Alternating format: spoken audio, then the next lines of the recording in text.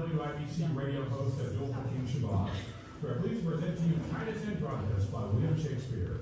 This production is made possible by a generous grant from the Indy Art Commission and Indy Politics. We are forever grateful.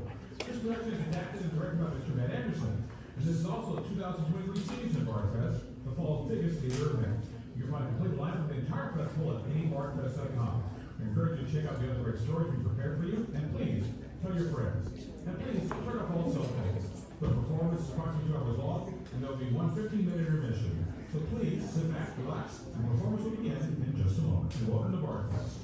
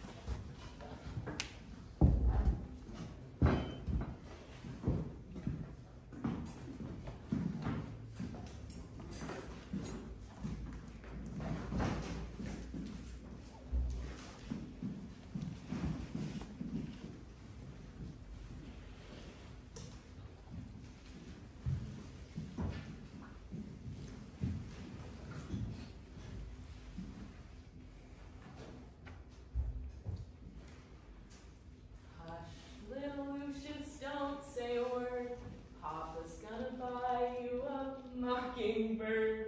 If that mockingbird don't sing, Papa's gonna buy you a cat and string. And if that cat and string don't meow, Papa's gonna buy you a prairie cow. And if that prairie cow don't moo, Papa's gonna buy you a doggy named Sue. And if that doggy named Sue don't bark, Papa's gonna buy you a horse and cart. And if that horse and cart fall down, you'll still be the bravest little soldier in town.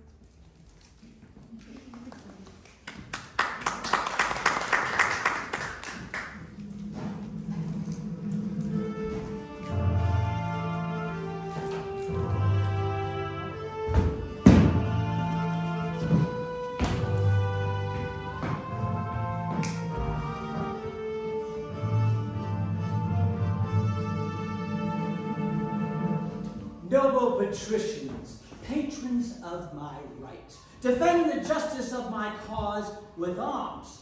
I countrymen, my loving father, plead my successive title with your swords. I, Saturnitis, am the emperor's firstborn son. Now let my father's honors live in me. Romans, friends, followers, favorers of my right, if ever Bassianus, brother, son, were favorable in the eyes of gracious Rome, keep then this passage to the capital, and suffer not dishonor to approach the imperial seat. To virtue consecrate, to justice, countenance, and nobility, but let desert in pure election shine.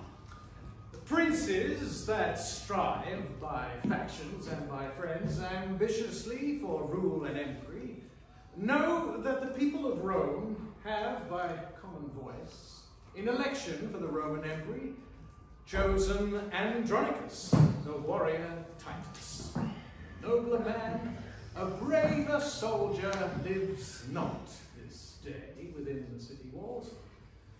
He is hope from weary wars against the barbarous Goths. that with his sons, a terror to our foes, hath yoked a nation strong, trained up in arms. 10 years are spent since first he undertook this cause of Rome, and chastised our enemy's pride with arms. At last he hath returned, bleeding to Rome, bearing his valiant sons in coffins from the field. The good Andronicus, renowned Titus. Let us entreat, by honour of his name, whom worthily you would have now succeed, withdraw and abate your strength. Dismiss your followers, and as suitors should, plead your deserts in peace and humbleness. Romans! Romans! Make way! Good Andronicus, patron of virtue, Rome's best champion, successful in the battles that he fights, with honor and with fortune hath returned, from where he circumscribed with his sword, and brought to yoke the enemies of Rome.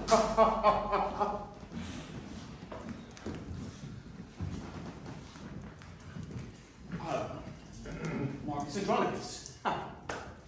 So I do ally and honor in thine thy noble brother Titus and his sons, and her to whom my thoughts are humbled. Oh, gracious Lavinia, his loving daughter, that I will here dismiss my loving friends. Friends that have been thus forward in my rights, I thank you all and here dismiss you all. And for the love and favor of my country, plead myself, my person, and the poor. Hail Rome, victorious in your mourning weeds. Behold, as a ship that hath discharged its freight and returns with precious ladings to the bay from whence at first it weighed its anchorage, cometh Andronicus, bound in laurel wreaths, to resalute his country with his tears. Romans, of 25 valiant sons, behold the poor remains, those alive and those who are dead. Those that have survived, let Rome welcome with love. And those to whom I bring to their latest home, with burial amongst their ancestors, their sleep in peace. Rest in silence as the dead are wont, slain in your country's wars.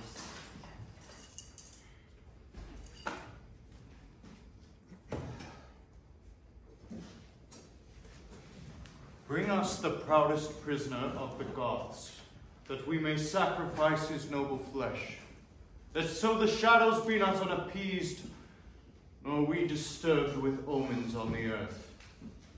I give him you, the noblest that survives, the eldest son of the poor disturbed. No! No! No! Leave him alone! Stay, Roman brethren! Gracious conqueror, victorious Titus, know the tears I shed, a mother's tears in passion for her son. And if thy sons were ever dear to thee, then think my sons to be as dear to me. Oh, suffice it not that we are brought to Rome to beautify thy triumphs and return captives with thee in thy Roman yoke, but must my son be slaughtered in the streets for valiant doings in his country's cause? Oh, if piety were in thine, servant to wealth and king and commonweal, then it is also in this. Andronicus, stain not thy tomb with blood. Wilt thou draw near to the gods? Draw near to their nature, then in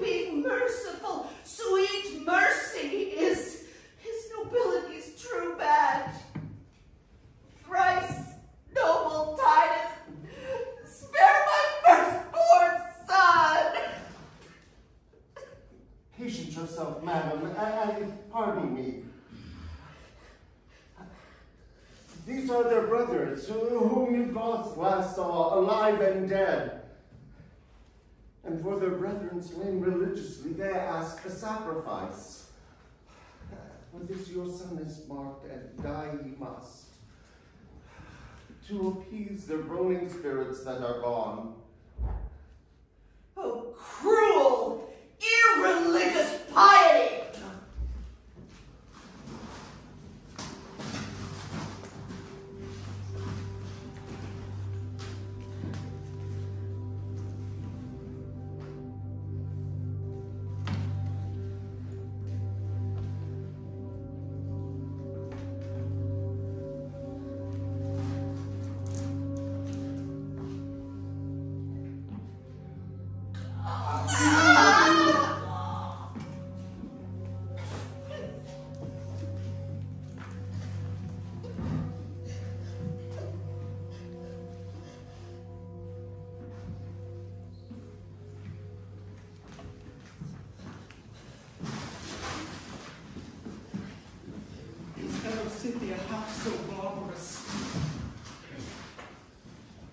Lars goes to rest, and we survive to tremble under Titus' threatening looks.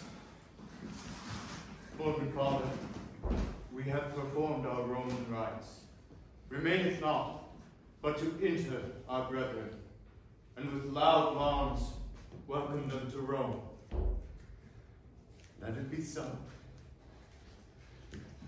And let Andronicus say this, his latest farewell to his sons.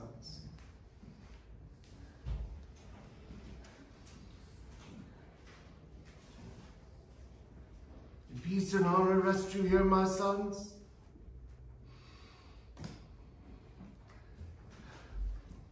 Far from the worldly chances and mishaps.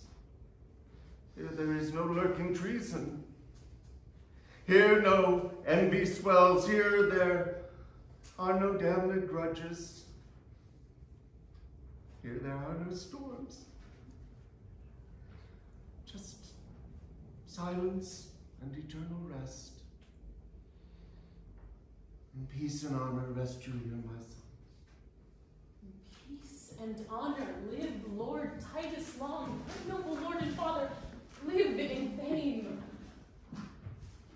Lo, at this tomb, my tributary tears I render for my brethren's obsequies. And at thy feet I kneel with tears of joy shed on the earth for thy return to Rome. Oh, bless me here with thy victorious hand. Kind Rome, that hath here lovingly preserved this cordial of mine age. Live, Lavinia, outlive your father's days, and fame's eternal date in virtue's praise. Long live Lord Titus, my beloved brother, gracious triumpher in the eyes of Rome. Thanks, gentle tribune, noble brother Marcus. And welcome nephews from successful wars, you that survive and those that sleep in fame. Titus Andronicus, the people of Rome send thee by me, their tribune and their trust, this palliate of white and spotless hue, and named thee in election for the empire, with these our late deceased emperor's sons. Be candidatus then, and put it on, and help to set a head on headless Rome. Surely, a better head doth fitter frame. I have been a soldier 40 years, and have served my country's strength successfully. Buried 1 in 20 valiant sons, knighted in field, slain in battle, in duty and service to their country. Grant me a staff of honor for mine age, but not a scepter to control the world. Titus, thou shalt obtain and ask the emperor. Proud and ambitious tribune, canst thou tell?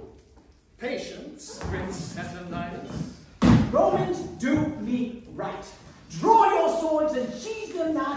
till Saturninus be Rome's emperor. Andronicus, wilt thou rob me of the people's hearts?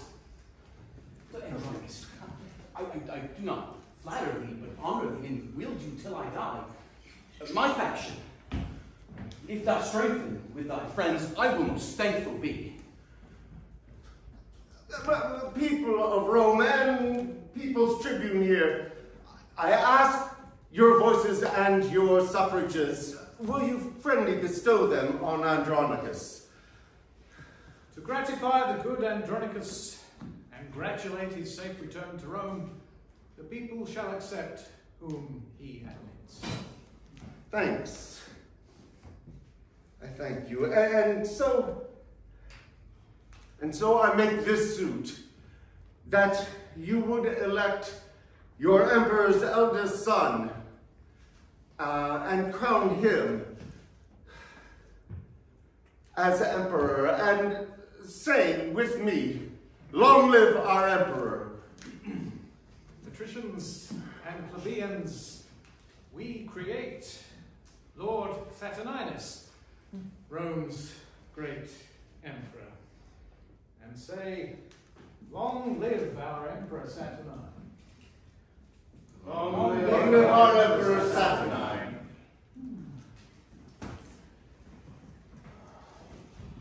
Titus Andronicus, for thy favors done to us on this our election day, I give thee thanks, and will with deeds requite thy gentleness. And for an onset, Titus, to advance thy name and honorable family, Lavinia I will make my empress, Rome's royal mistress, mistress of my heart. Tell me, Andronicus, does this motion please? It doth, my lord. I hold myself highly honored of your grace, and here in the sight of Rome and Lord Saturnine, king and commander of our commonweal, the wide world's emperor, do I consecrate my sword, my chariot, and my prisoners. Presents well worthy Rome's imperial lord. Noble Titus, how proud I am of thee and thy gifts, and when I forget the least of these unspeakable deserts, Romans forget your fealty to me. Now, Madam Tamara, queen of the Goths, art thou prisoner to an emperor. To him who will, for thy honor and thy state, use you nobly, and your followers. Clear out, fair queen, over that cloudy countenance. Though chance of war is what this change of cheer, you cometh not to be made a scorn in Rome. Princely shall be thy usage in every way. Proclaim our lords with trump and drum. Let us go, Romans. Come, Lavinia.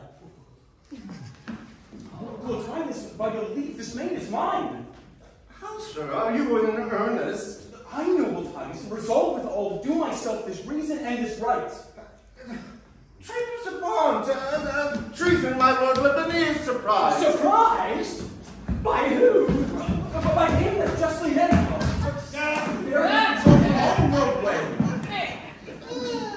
Brothers, help to convey her hence. Fear not, my lord, I will soon bring her back. Father, you are unjust. Prince Injustice seizeth but his own. Traitors upon, return Lavinia to the emperor. Dead, if you will, but not to be his wife.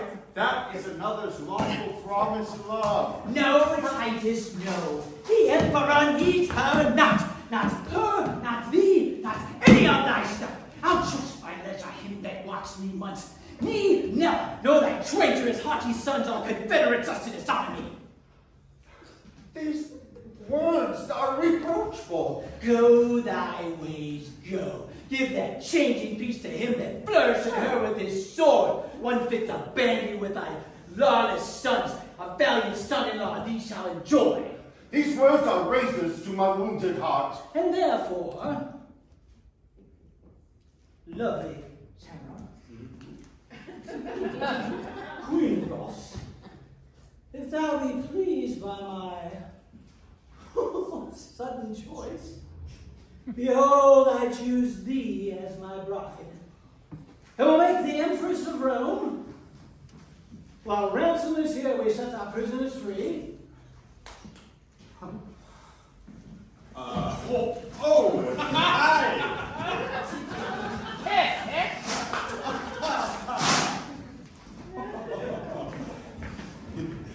Speak, Queen of Goths. Dost thou afford my choice? If Saturnine advance the Queen of the Goths, she will to him a handmaid be to all his desires. A loving nurse, a mother to his youth.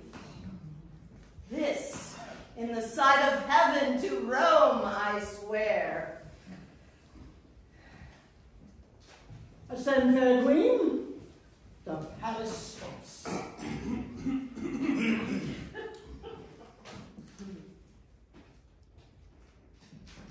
Already talked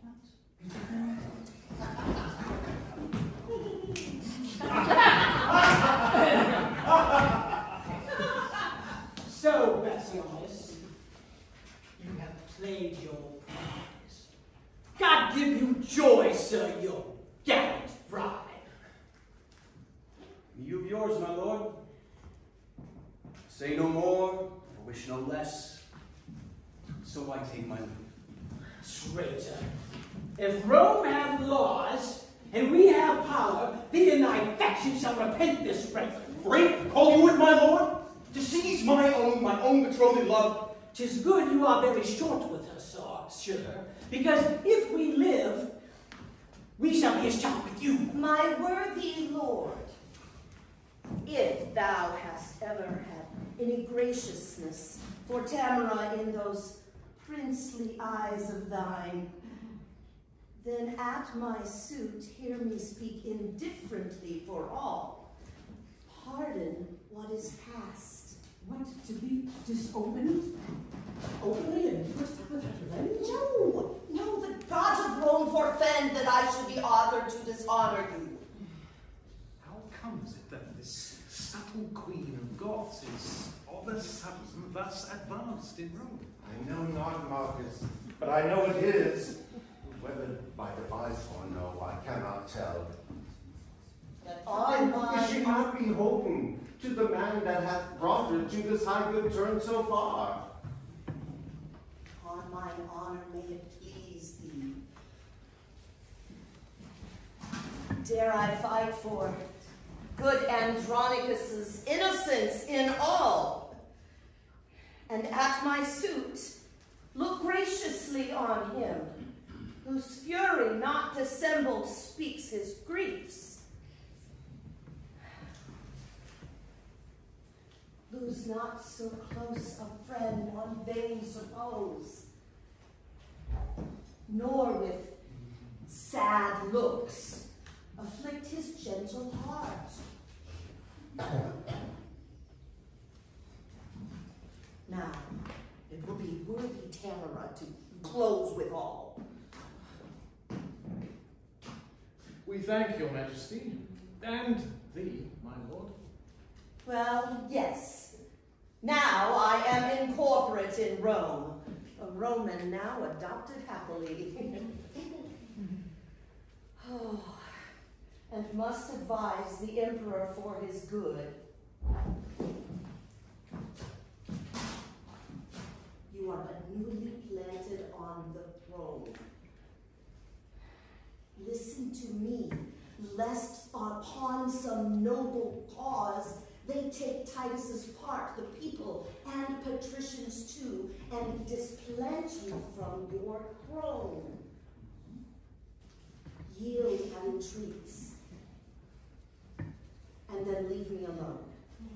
I will find a way to massacre them all. Raise the family and the faction too, the cruel father and his traitorous sons, to whom I did cry for my dear son's life. I will make them see what 'tis to have a queen kneel in the streets and beg for grace in vain.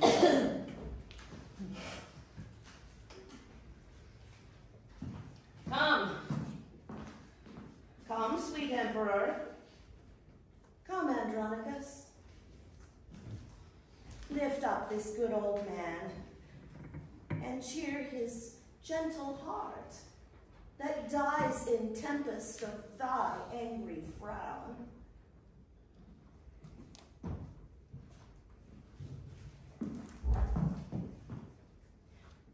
I will not be denied. Sweetheart, look back. My empress has prevailed. By my lovely Tamara's entreats, I do remit these young men's most heinous faults. Stand up. And if the Emperor's Lavinia, though you left me like a churl, I found a friend. And if the Emperor's court can feast 2 brides, you will be my guest, Lavinia, you and yours. This shall be a love day, Tamara. And it would please your majesty to hunt the panther and the hart with me. With hound and horn we shall give your grace fondure. Be it so, Titus, and Gramercy too.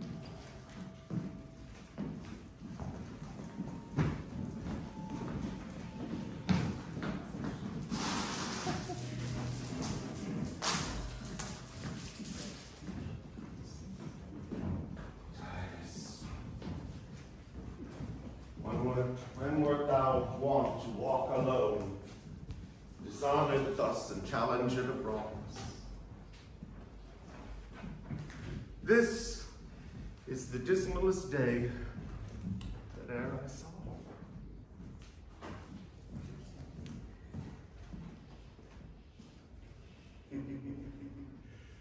Now climbeth Tamara Olympus' top.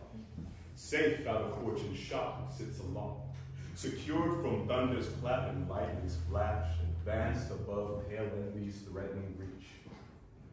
As when the golden sun salutes the morn, and having lit the ocean with its beams, gallops the zodiac in its glistering coach, overlooking the highest peering hills.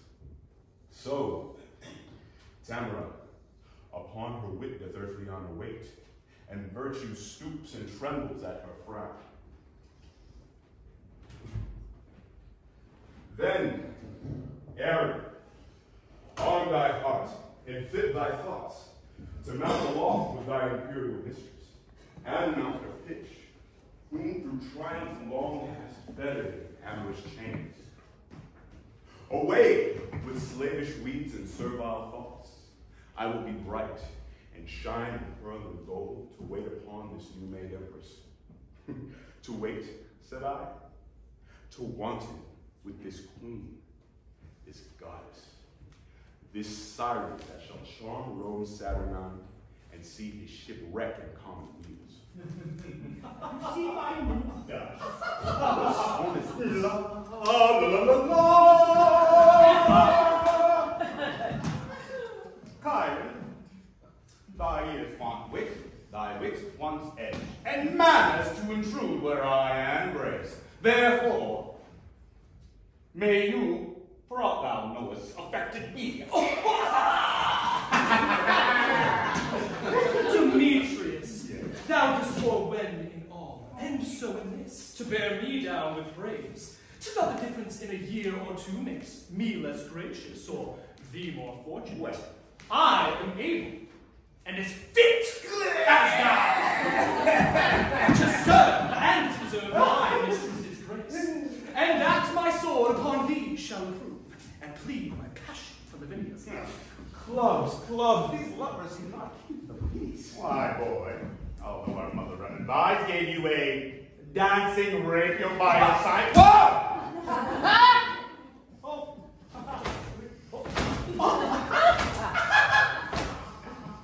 Are you so desperate grown to threat your friends? Go to, have your rape glued within your sheath. Tell you no better how to handle it, huh? Oh, meanwhile, sir, with little skill I have, Full well shalt thou perceive how much I dare. Aye, boy, grow ye so brave? I how now, Lord. So near the Emperor's palace dare to draw, and maintain a quarrel so bad. Full well I walk the ground for all this grudge. Not for 1,000,000 of gold, the cause were known to them and most concerned, nor would your noble mother for much more be so dishonored in the court of Rome. For shame, put up. Not I shall I sheathe my rapier in his bosom, and withal thrust these reproachful speeches down his throat that he breathed in my dishonor here. For that, I am prepared and full resolved. Thou spoken coward, thou thunderest with thy tongue, and with thy method nothing. Hey! Away, I say! No, by the gods and warlike gods that do, this petty rabble will undo us all. Think you not how dangerous it is to step upon a prince's right? What, is Lavinia then become so loose and Bassianus so degenerate that for her love a quarrel may be broached without control and justice or revenge? Beware, young lords. And if the emperor's found this discord's ground, music do not please. I care not, for I knew she and all the world. I love Lavinia more than all the world. Young, learn now to make some meaner choice. Lavinia is thine elder brother's hope. Are ye mad? Or know ye not how impatient and furious they be in Rome, and cannot brook competitors in love? I tell you, lords, we do applaud your deaths by this device. Aaron, 1,000 deaths would I propose to achieve her whom I love. Achieve her, how? Oh, why makest thou it so strange? She is a woman, therefore may be. Oh, she is a woman, therefore may be what? She is Lavinia, therefore must be loved. Why, then, it seems a certain snatch or so should serve your turns.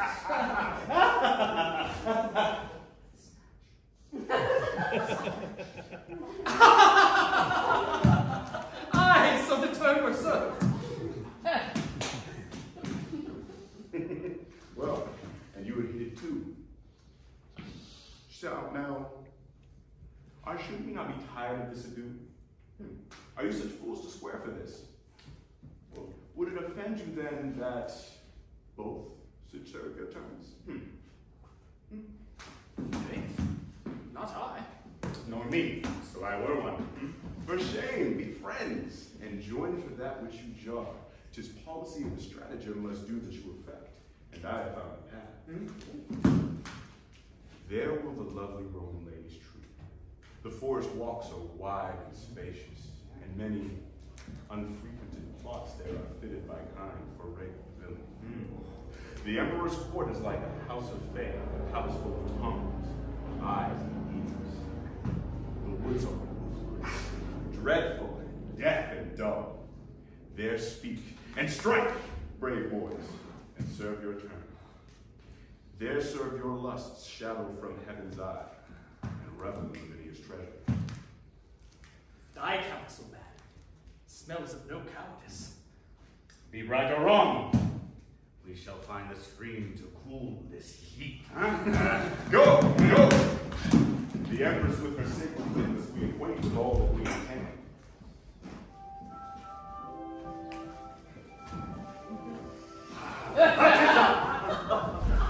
Oh, the dawn is bright and gray, the fields are fragrant, the woods are green. I had some trouble in my sleep last night, but dawning day, new comfort hath inspired. Good and happy morrow to your majesty, and as many and as good to your bride. I promised your grace a hunter's field. And you have rung it lustily, my lord. Somewhat too early for new married ladies. Oh.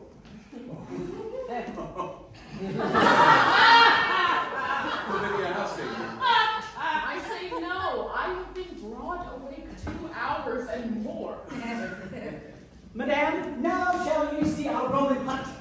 I have dogs, my lord, will browse the proudest panther. And our horse that will follow where the game makes way. Come on, then. To our sport.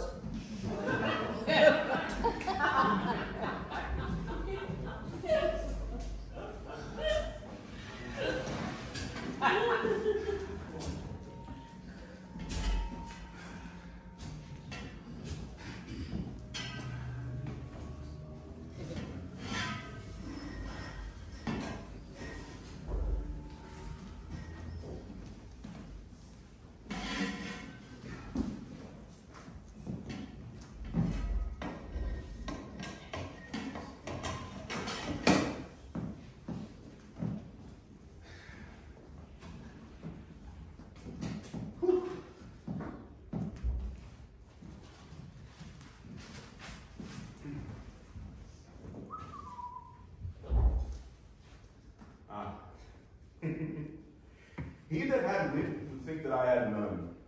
To bury so much gold under a tree and never after to inherit it. Let him that thinks of me so objectively know that this gold must coin a stratagem, which, cunningly effected, will beget a most excellent piece of villainy.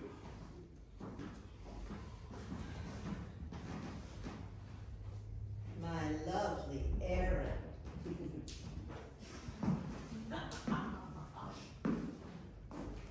The birds chant melodies on every bush.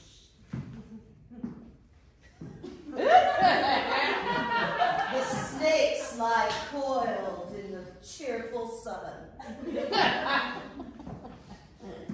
The green leaves quiver at the cooling breeze. Under their shade, let us sit, where we, enwreathed in each other's arms, our pastimes done, enjoy a golden slumber, while the birds and the hounds and the horns are unto us as a nurse's lullaby of song to ease her babe to sleep. Ooh. Oh. Okay. Though Venus governs your desires, Saturn is dominator over mine. Revenge is in my heart, death in my hands. Vengeance and blood are hammering in my head. Hark, Tamara, who never hopes more heaven than rests in thee. This is the day of doom for Bassianus. It's Philomel lose her tongue today. Seest thou this letter? Take it up, pray thee, that old Andronicus might chance upon this fatal plotted scroll. Oh, my sweet Moor, sweeter to me than life.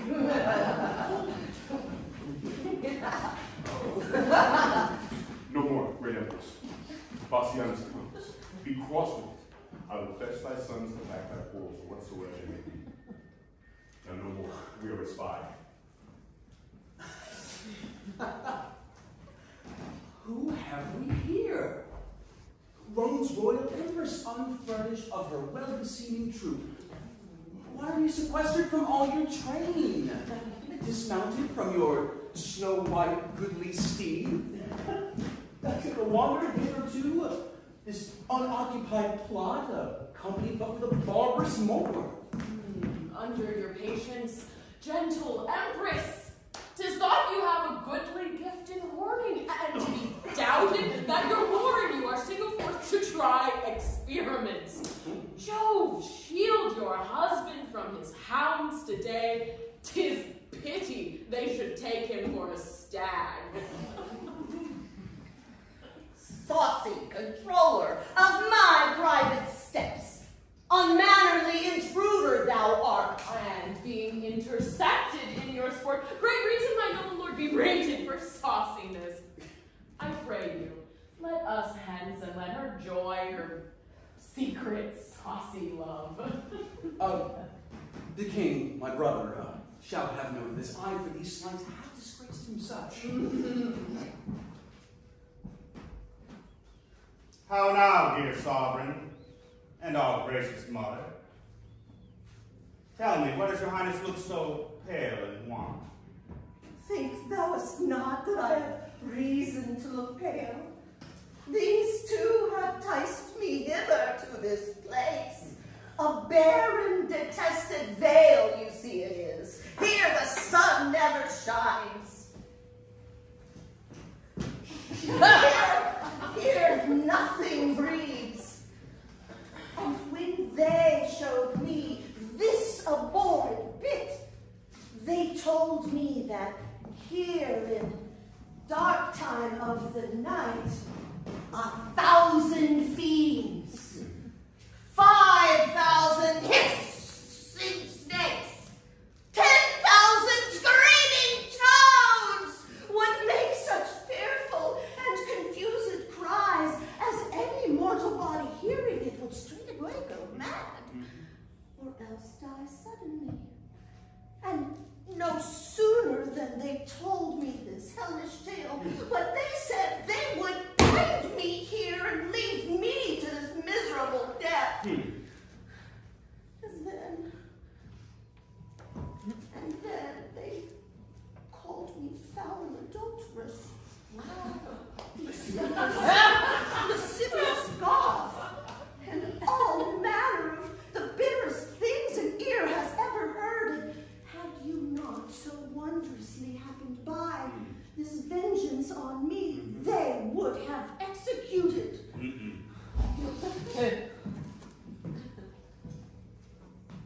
Revenge it, as you love your mother's life, or else be not called my children.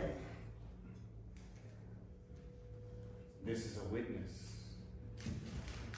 that I am thy son. Oh! And this for me! Struck home to show my strength.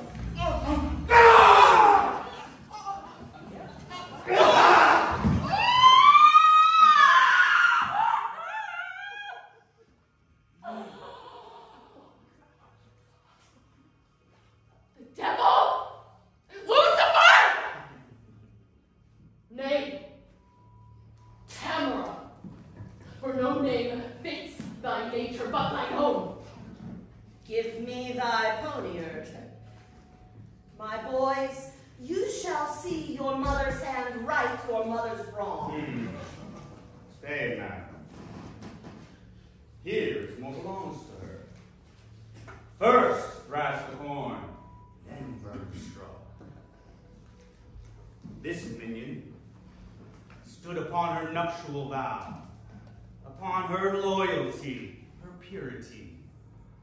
And with that painted hope, raise your mightiness. And shall she carry this unto her grave? And if she do, I were a eunuch. Drag her husband hence to some secret hole. Use his dead trunk, pillow to your lust. Go on now. Use her as you will. Come, mistress. Now perforce, we will enjoy that nice, preserved honesty of yours. Oh, Tamara, thou bearst a woman's face. I will not hear her. Away with her. Sweet lords, entreat her, hear me but a word. Listen, fair madam. Let it be your glory to see her tears, but be your heart to them as unrelenting flint to drops of rain. When did the tiger's young ones teach the dam hope? Do not learn her wrath. She taught it thee. The milk thou suckst from her did turn to marble. Ah, even at thy teat, thy head sight tyranny, yet every mother breeds not sons alike. Do thou entreat her, show a woman pity. What? Wouldst thou have me prove myself a bastard? 'Tis true. The raven doth not have to lark, yet have I heard. Could that I find it now? Oh, be to me, though their hard hearts say no, nothing so kind, but something pitiful. I know not what this means. Away with her. Oh, let me take it thee. What, thou beggest now? For thy own sake. Get thy hands off me. Oh, Tamara, be called a gentle queen, and with thy own hands kill me in this place.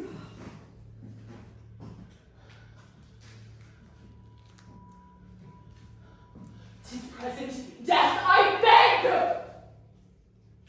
Oh, keep me from their worse than killing lust, and tumble me into some loathsome pit where never man's eye may behold my body. Do this, and be a charitable murderer.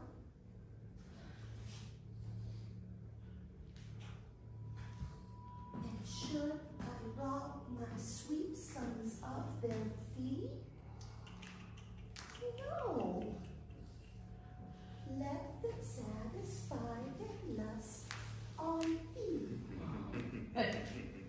Away now, for thou hast stayed us here too long.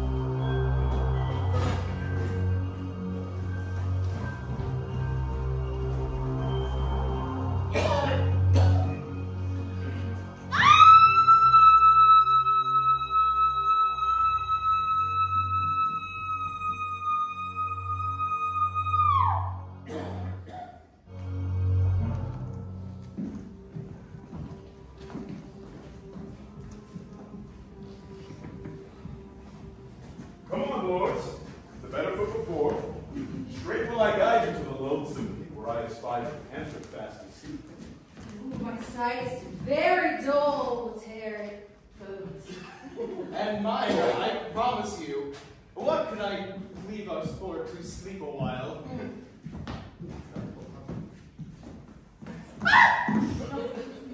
What? Art thou fallen? What subtle hole is this?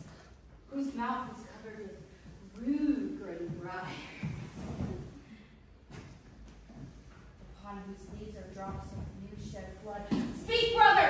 Hast thou hurt thee with the fall? Oh, brother! With the dismalest object hurt that ever I with sight made heart lament. Lord Bassianus lies embrued here, all on a heap as like to a slaughtered lamb in this detested, dark, blood-drinking pit. I am surprised with an uncouth fear, a chilling sweat where runs my joys. Oh, brother, help me! Out of this fell-devouring receptacle, this deep pit, poor Bassianus's grave. But reach me thy hand that I may help thee out. I have no strength to pluck thee to the brink. Nor I no strength to climb without thy help.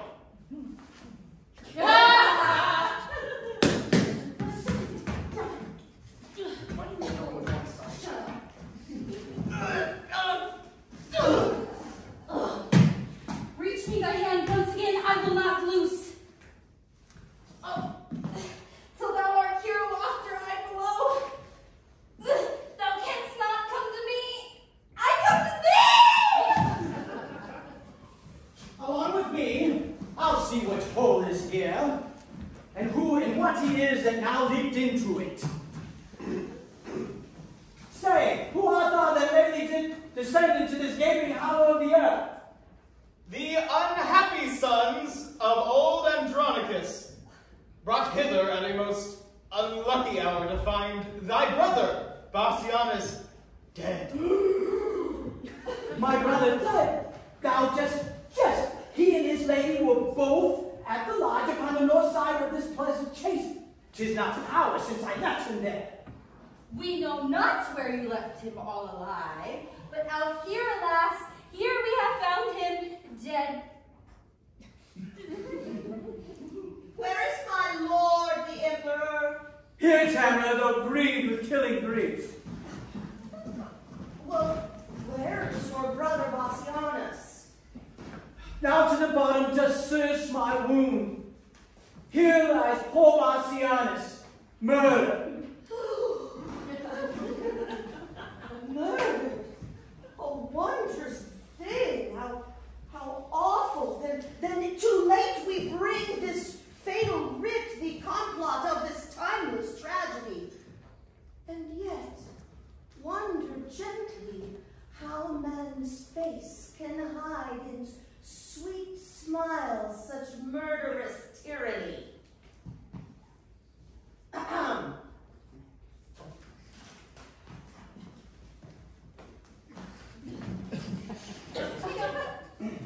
Majesty.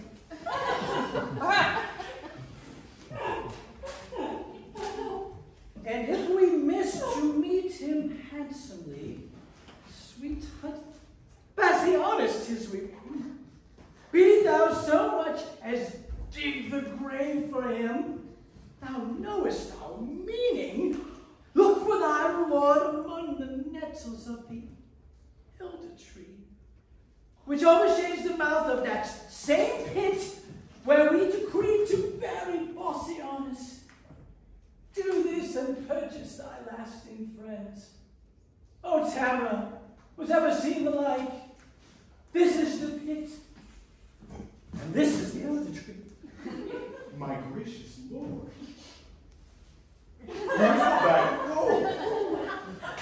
Yet, huntsman, look to where Bassianus may have been murdered here. Two of thy whelps, fell cures of thy bloody kind, bereft my brother here of his life. Drag the prisoners from the pit. Let them bide here until we have devised some never-heard-of torturing pain for them. Oh, what wondrous thing it is to have a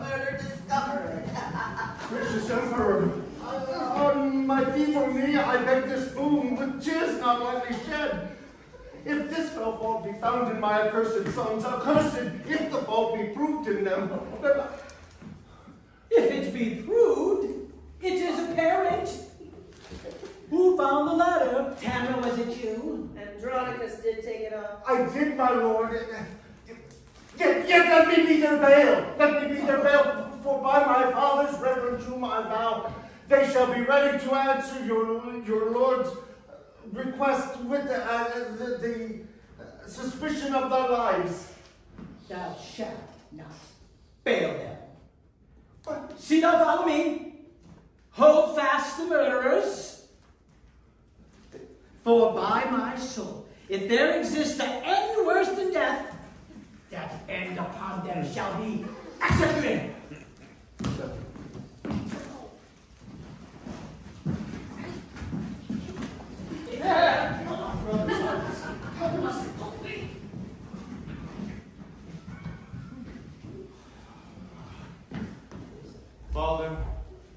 Father, I will entreat the king. Fear not thy sons, they shall do well enough.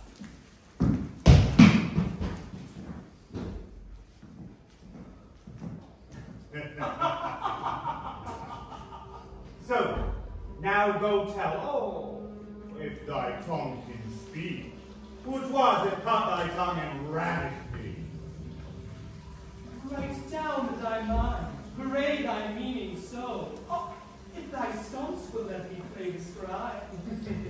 Go ho, call for sweet water, wash thy hands. She hath no tongue to call, nor hands to wash, and so let's leave her to her silent thoughts.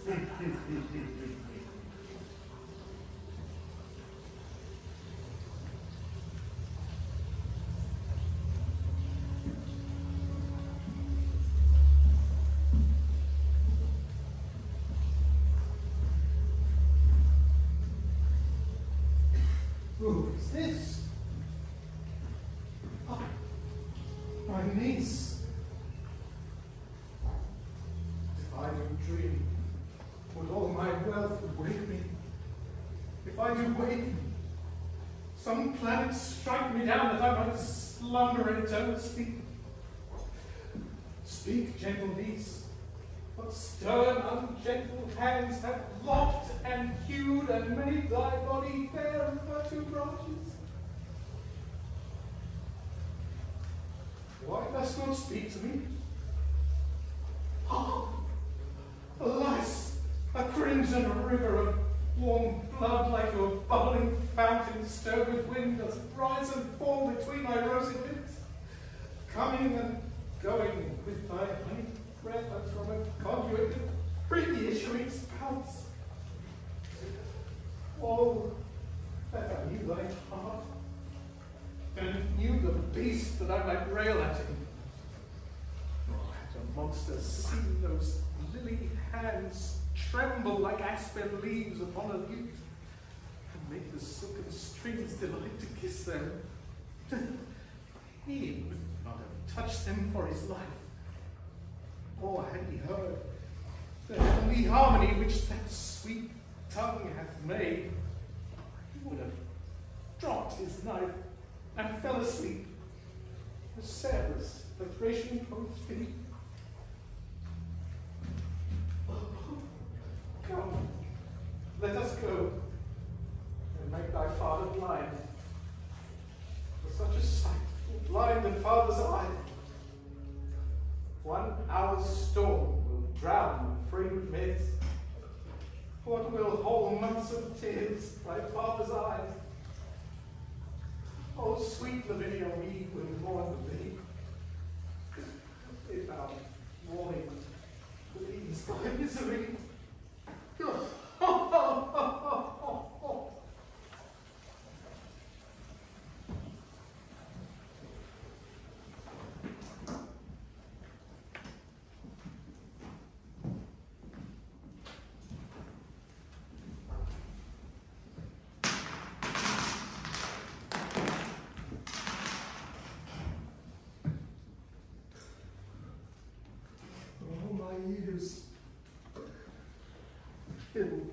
Oh, my blood in Rome's Rome's great armies in quarrels shed.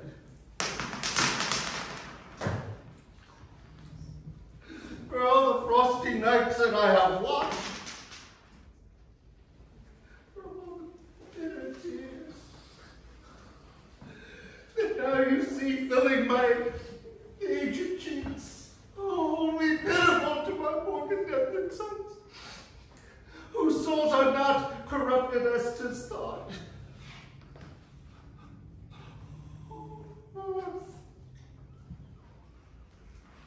I will water thee and befriend thee with more tears and more rain that shall distill from these ancient herbs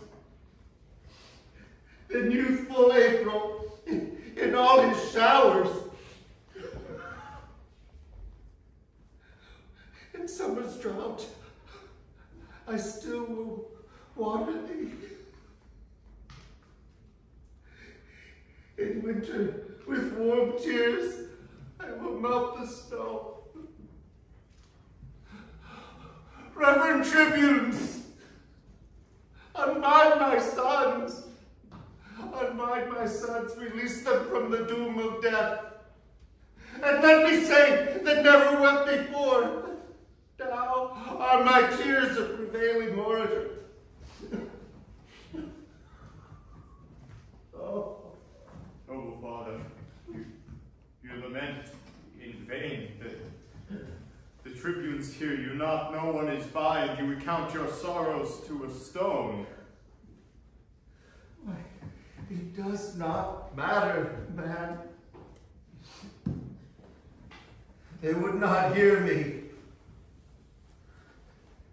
And if they did, they would not mark it. And if they marked it, they would not pity me.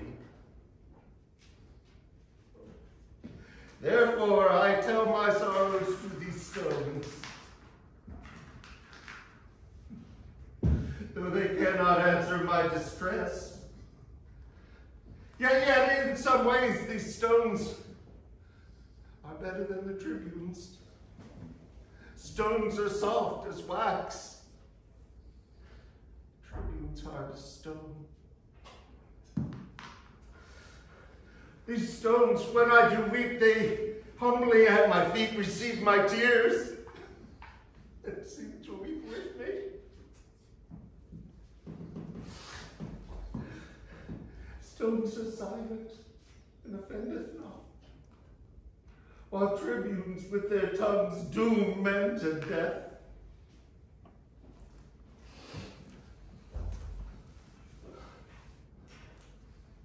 Why standst thou with thy sword drawn? To rescue my two brothers from their death, for which attempt the judges have pronounced my everlasting doom of banishment. Oh.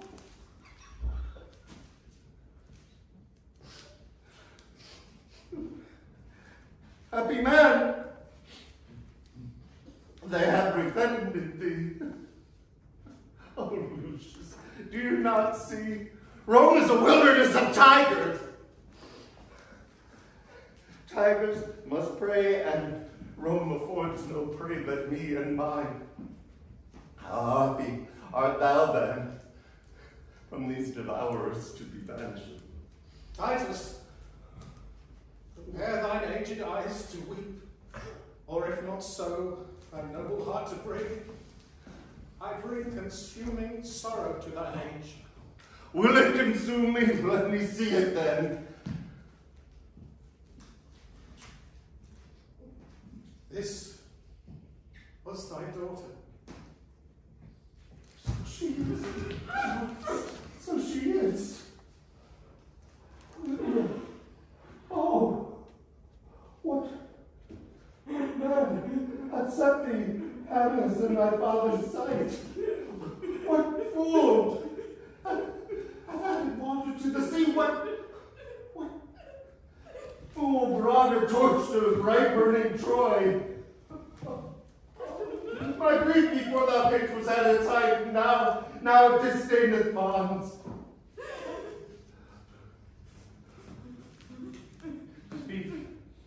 Speak, gentle sister, who hath martyred thee? That delightful engine of her thoughts is torn from forth that pretty hollow cage, where like a sweet melodious bird it sung sweet varied notes, chanting every year. Oh, say therefore her, who hath done this deed? Thus I found her in the woods, alone. He that has wounded her, and hurt me more than had he killed me dead. Now I am as one upon a rock, environed in the wilderness of sea.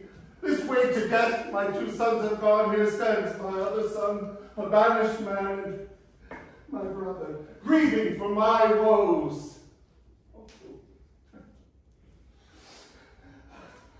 I have no words. Olivia, how can we do these? How shall we chop off our hands? Some fountain, and all looking downwards. Thy uncle, thy brother Lucius, and thou and myself looking downwards to behold our cheeks, how they are stained as meadows by the flood.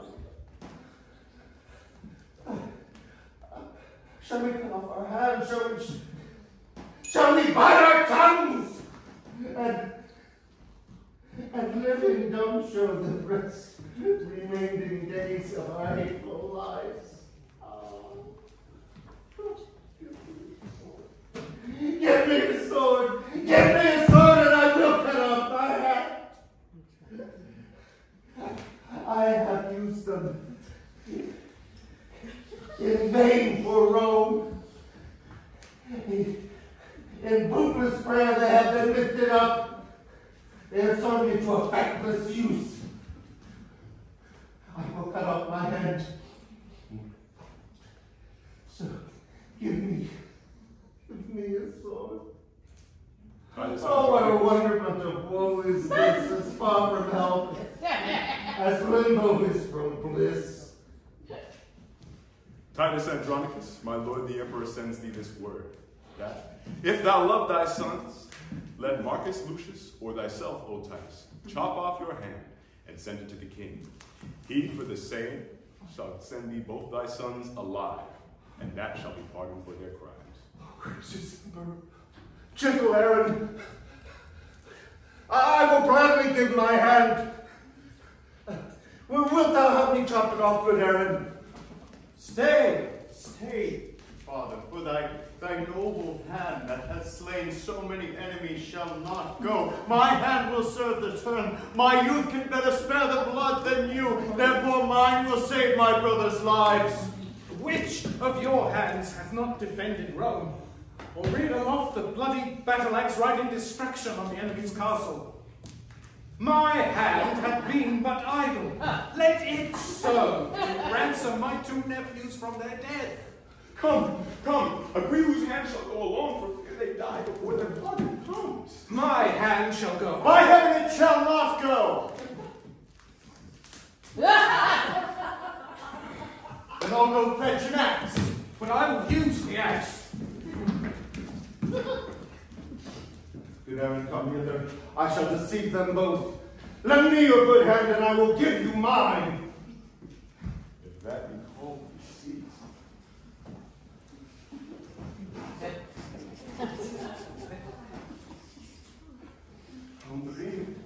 No. Oh!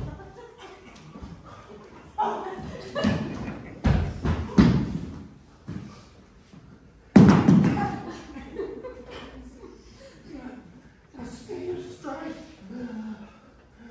That which shall be is dispatched.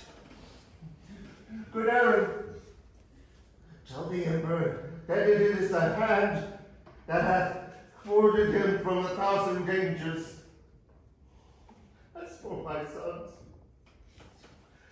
I account them as jewels purchased at an easy price. I go, Titus Andronicus, and for thy hand look by and by to see both thy sons with thee. their heads.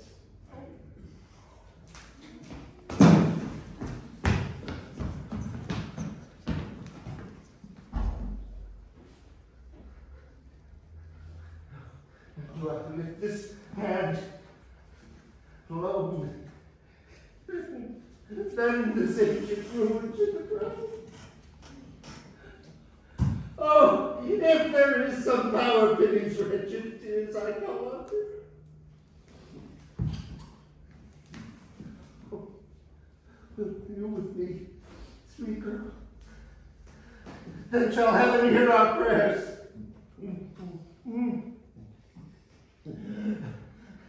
Oh, with our sighs we will breathe the welcome dim and stain the sun with fog. Oh, brothers, speak with possibilities. Do not break into these deep extremes. Are not my sorrows deep, having no bottom? And let my passions be bottomless with them. But yet, let reason govern thy lament. If there were reason for these miseries. When the heavens weep, does not the earth overflow? When the winds blow wild, does not the sea run mad? I am the sea. How her sighs do roar. Then let my sea be mad with the sea's winds. Let my earth, with her tears, be deluged, overflowed, and drowned.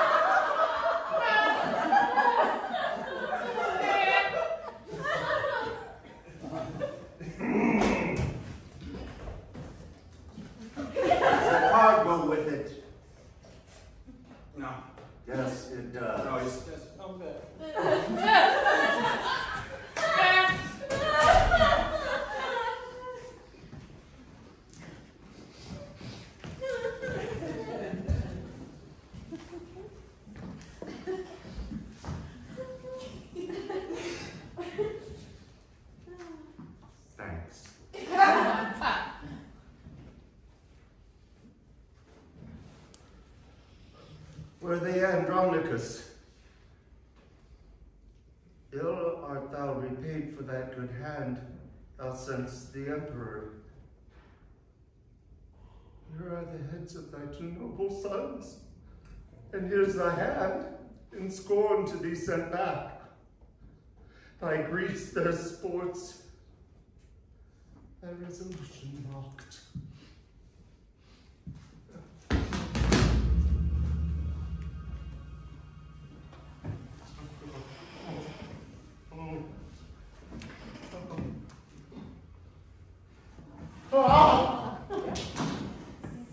Now be my heart an ever-burning hell. These miseries are more than may be borne. That such a sight could make so deep a wound. This pitiful slumber never have an end. Farewell, flattery. Thou dost not slumber. See thy two sons' heads, thy warlike hand, thy mangled daughter here, thy other banished sun with this dear sight struck pale and bloodless?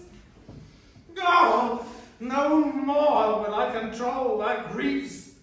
Rend off thy silver hair, thy other hand, gnawing with thy teeth, and let this dismal sight be the closing up of our most wretched eyes. Now is the time to storm. Why art thou still? Because I have no tears left.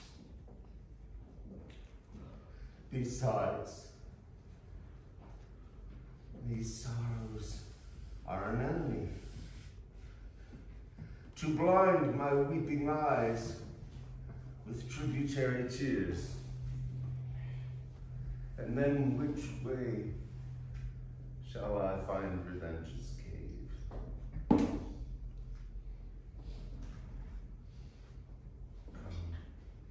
Come, let us see what we must do. Come, circle me about, you heavy people. Oh, that I might look at each of you, and vow that I will right your wrongs, every one. The vow is made. Come, Marcus, take down these tents, while I take my hand in my other. Let us see what we shall do.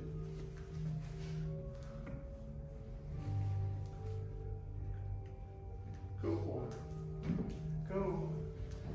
Get from this place. You are in exile and may not stay. Hie thee to the Gauls. There raise an army to revenge on Rome and Saturnine. And if thou lovest me as I think thou dost, kiss the kiss.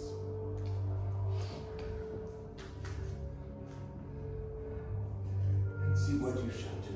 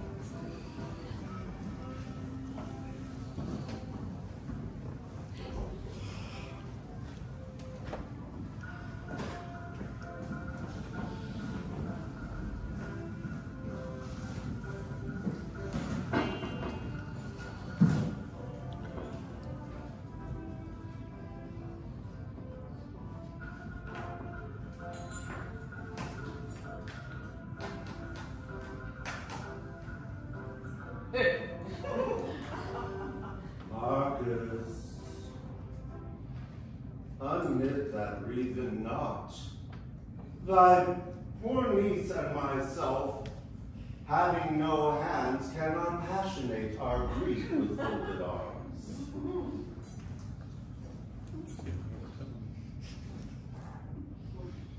Creature, thou map of woe that doth speak in signs. Canst not, when thy heart beats with outrageous beatings, thou canst not still it so and make it calm. Look at the sighs, girl. Stifle it with groans.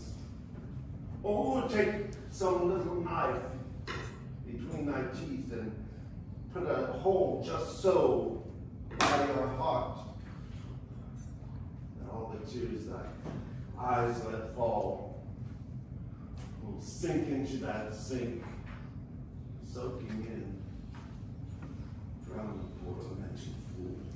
Fie, brother, fie! Teach her not thus to lay such violent hands upon her tender life. How now? Dost thou dote in thy sorrow? What violent hands can she lay on her life? Oh, handle not to talk of hands, lest Lavinia and myself remember that we have none. As if we should forget that we have no hands, if Marcus did not name the name of hands.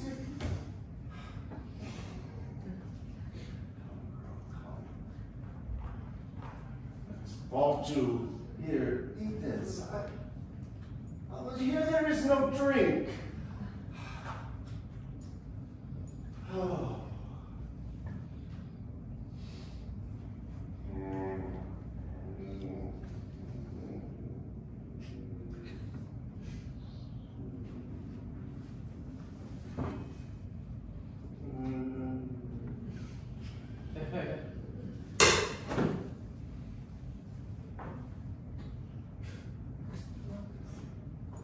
What dost thou strike out with thy knife? And that's that I have killed, my lord, a fly. Out on thee! Murder! To do a deed of death upon a poor innocent becomes not the brother of Titus. I see thou art not fit company for me. Out on thee. Alas, my lord, I have but killed a fly. Yes, but what if that poor fly had a mother and a father? They would droop the poor lamenting gilded wings and buzz lamenting doing. Poor little fly, that with his pretty buzzing melody came hither to make us merry, and thou hast killed him. Pardon me, sir. It was a loathed, ill-favored fly, like to the Empress more. Therefore, I killed him. Oh.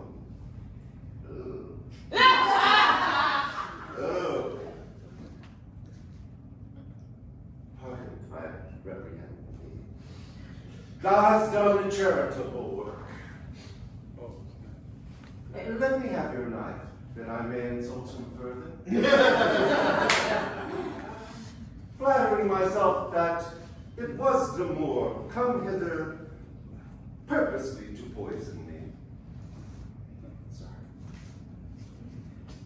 That's for you.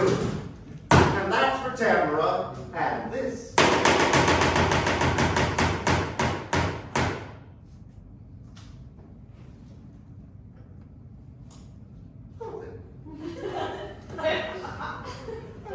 Do not think that we have come so low that between us we should kill a fly, even though it comes in the form of a Moor.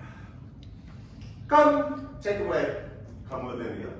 I'll to thy closet and read with thee sad stories that chanced in time of old.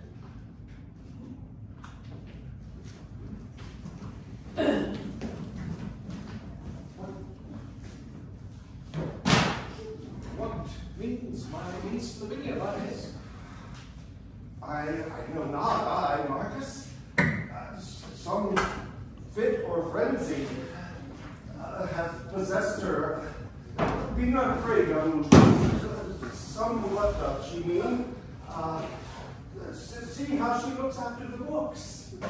Canst thou not guess wherefore she flies them thus? Certainly she looks for something. Canst thou tell what book that is? It's Ovid's Metamorphoses of Lavinia gave it. What is it, Pearl? Shall I read to thee?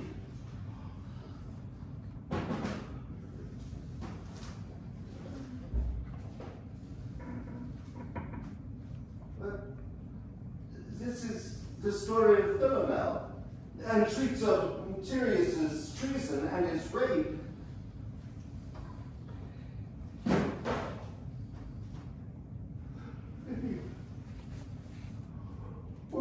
Wert thou thus surprised, sweet girl, ravished and wrong in the gloomy, dark, and treacherous woods?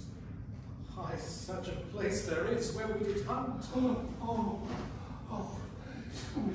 Tell me, give me some sign who it was just do the deed there, I'm a prince here. Yeah.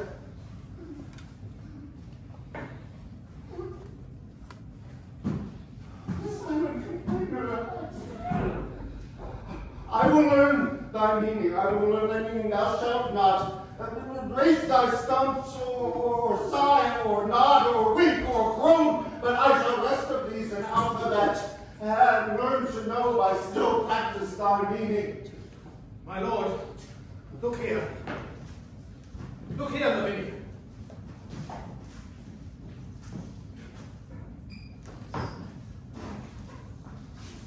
This salty plot is plain. Guide, if thou canst, this after me when I have written my name, without the help of any hands at all.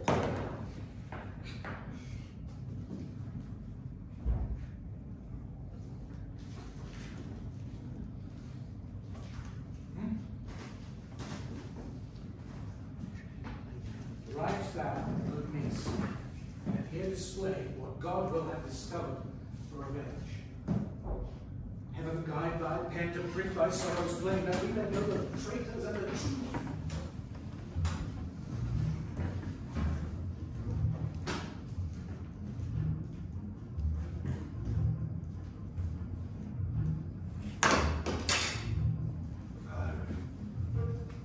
Demetrius. The simple brothers, the sons of Tamara, performers of this heinous, bloody deed?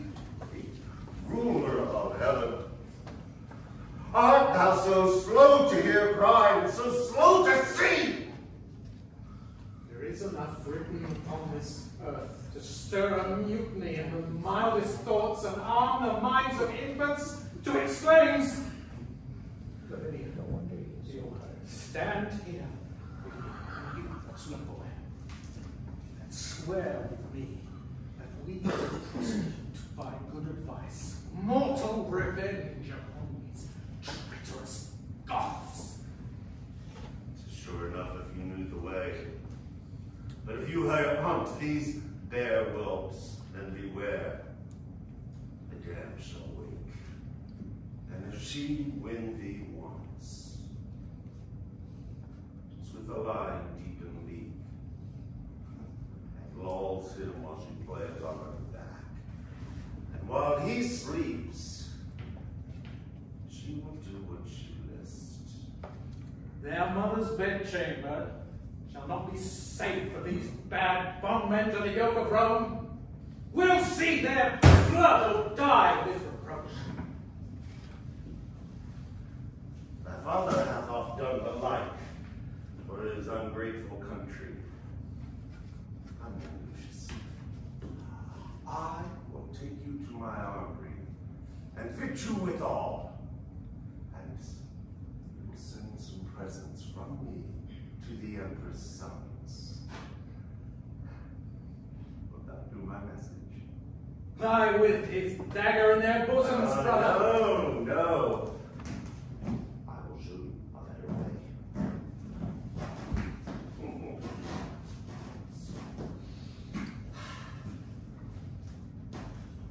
Yes. Marcus, look after my house. Young Lucius and I will go and brave it at the court.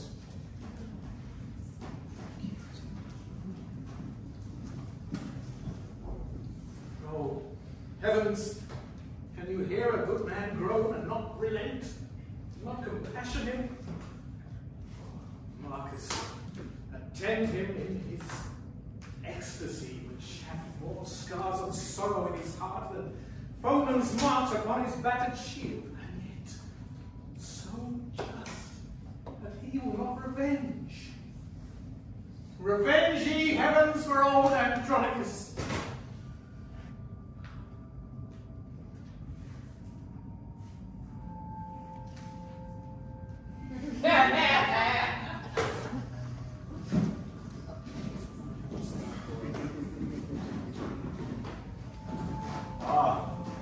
Lords, was not a happy star that led us to Rome, strangers, more than so captives to be ascended to this height. I would we had 1,000 Roman dames at such a babe, I plan to serve our love. A charitable wish and full of love. You relax before your mother to say amen. And that she would, for 20,000 more. Come, lords, and let us pray to all the gods for our beloved mother and her king. Demetrius, he is the son of Lucius. Ah, Gramercy, little Lucius. What's the news? Oh, he hath a message to deliver us. Greetings, your honors, from Andronicus, the goodliest weapons of his armory to gratify your honorable youth, the Pope of Rome, and with his gifts present your lordships, that whenever you have need, you may be armed and appointed well. And what's here? A scroll? And written round about it is. Let's see, Integer vitae sceleris quae curu. Non egat mari activis. Oh! 'Tis a verse in Horace! I read it in grammar. Ah! Aye, just. A verse in Horace right you have it. The man of upright life and free from crime need not the bows and arrows of the Lord. Oh, what a thing it is to be an ass. This is no sound jest. The old man hath found their guilt, and set them weapons wrapped with lines that wound beyond their feelings and quick. But if our witty empress were well afoot, she would applaud Andronicus' conceit. Perhaps.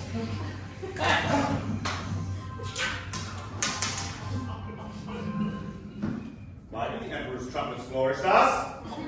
The like! Enjoy! For the emperor has a son! Son!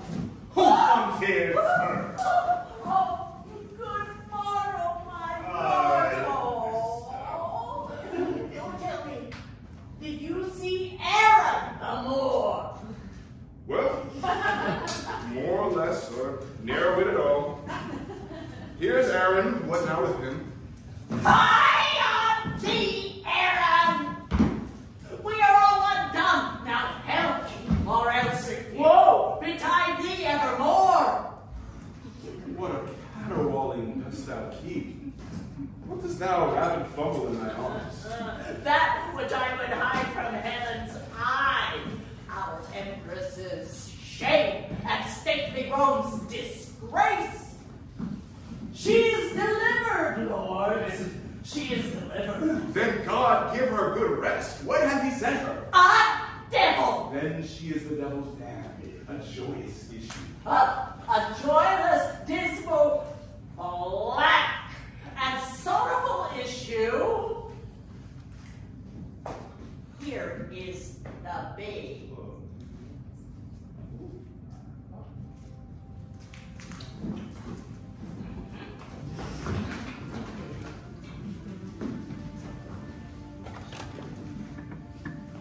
The Empress sends it thee. Thy stamp, thy seal, and bids thee christen it with thy dagger's point. Out, Igor! Is black so base a hue? Sweet blouse, you are a beauteous blossom, sure. Villain! What hast thou done? That which cannot be undone. Thou hast undone our mother! Villain, I have done thy mother.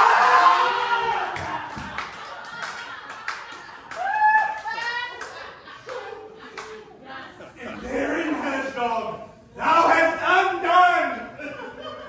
It shall not live! Shall not die. Oh, Aaron, it must. The mother wills it so. What, must it, nurse? Then let none but myself do execution on my own flesh and blood. Your mother is forever shamed by this, or in his rage will do her death. Huh. I'll approach the tadpole with my rapier point. Sooner will my sword plug thy bowels. Give it here. My sword shall soon dispatch it. Stay, murderous villains! Would you kill your brother? Now by the burning tapers of the sky that shone so brightly when this boy was got, he died on my sword's sharp point that touches this, my firstborn son and heir. I tell you, younglings, not the god of war shall seize this prey from his father's hands. Wait a minute! Couldn't Get it.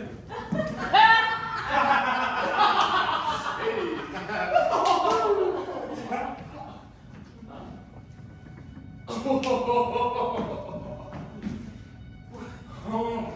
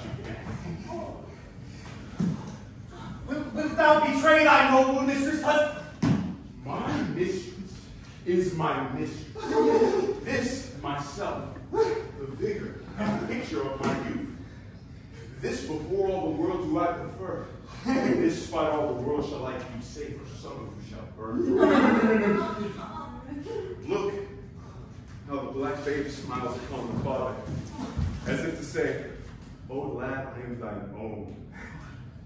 He is your brother, lords, sensibly fed of that same self-blood that gave life to you. Well, there, in that room where you enfranchised, well, he may, he is your brother, by a surer side, though my sin can't cover his face. What shall we tell the youngsters? Yes, it binds the Aaron. We will all subscribe to thy advice. Save thou the child, for we will all be saved. Cursed thing! Oh! As loathsome as a toad.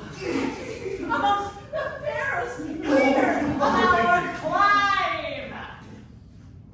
Tell me, how many women have seen this child? Only the delivered empress and myself. Only the delivered empress and myself. Hey! Go to the empress. Tell her this, I said.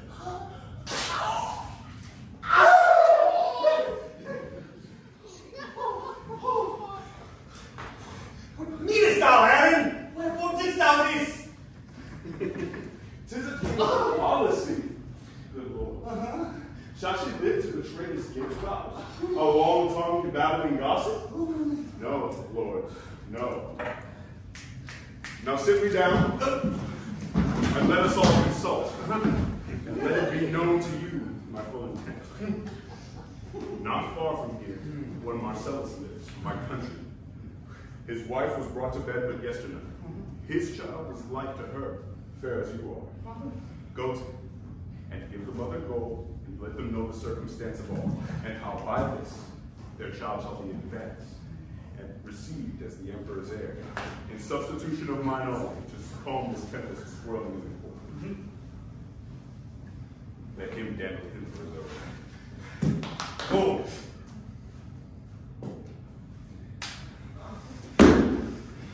For the care of Hannah, herself and hers are highly bound in thee. This we shall say unto the Empress.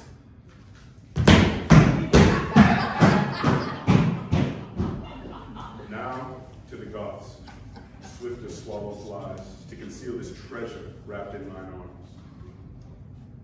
Come, you beauteous boy, for it is you that puts us to our shifts. I'll have you feed on berries and roots, and cabin in a cave, and bring you up to be a warrior, fit to command the camp.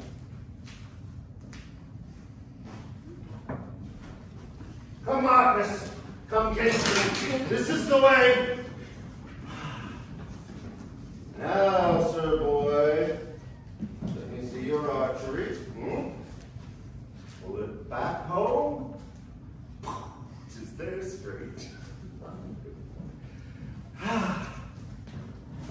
Terrace astre reliquant. The goddess of justice has left the earth. Remember thou, Marcus, she's gone. She's fled. Thou, kinsman, search the sea and land. Take out thy net, search out the sea, and cast thy net wide. Mayhaps thou shalt catch her in the sea. 'Tis thine to dig the earth. Yes, dig the earth, and when thou gets to the very center and has approached Pluto's region, give him this message from me. Tell him that it is for aid and for justice, and it comes from old Andronicus, racked with sorrows and ungrateful world. Be careful all. Leave not a man of war unsearched. O poets, is not this a sad case to see thy noble uncle thus distract? For my lord, highly us concerns. By day and night, attend him carefully. Feed his humor kindly as we may, till time to get some careful remedy. Kinsman, his sorrows are past remedy. Thou art a good archer, Marcus. Come, to thy gear. To thy gear. Now, I have written the gods to effect. For Jove, that's for you. Apollo. To Mars, that's for me. Ah, here's for you, boy. To Pallas. And for you, to Mercury. Now, masters, to your bows. And listen to my word. Masters, draw your bows. Marcus, we are the shrubs. No cedars we. No big-boned men of Cyclops size. But metal, Marcus, steel's very big. Though our backs be wrung with wrong so hard. Shoot! I aimed, my lord, a mile beyond the moon. Your letter is with Jupiter by this. I have writ well. There is not a god left unsolicited.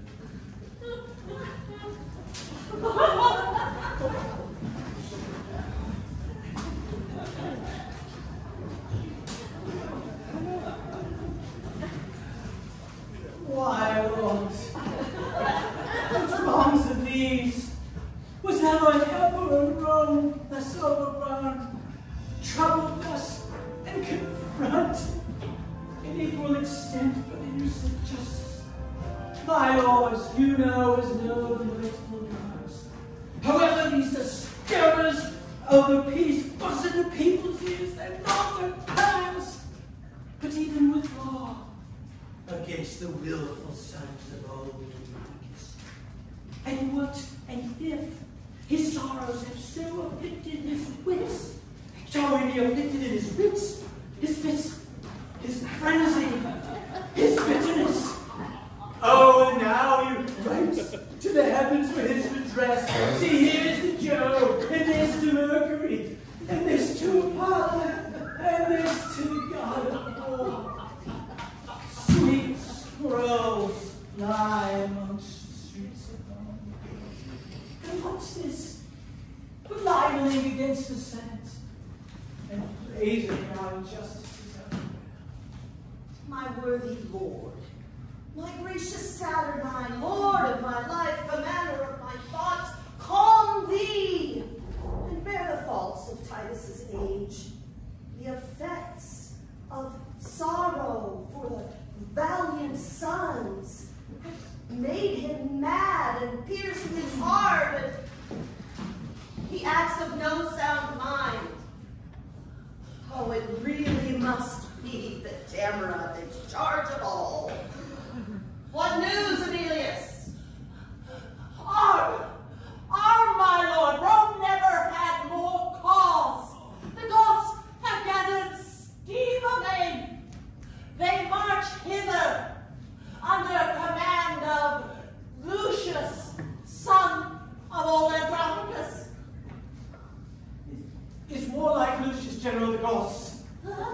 Approved warriors, and my faithful friends. 'Tis now our sorrows to begin. 'Tis he that common people love so much. I have received letters from great Rome, which signify the hate they bear their emperor, and how desirous of our sight they are. Therefore, great lords, be imperious and impatient of your wrongs. Myself have often heard them say that they wish that Lucius were their emperor. Oh.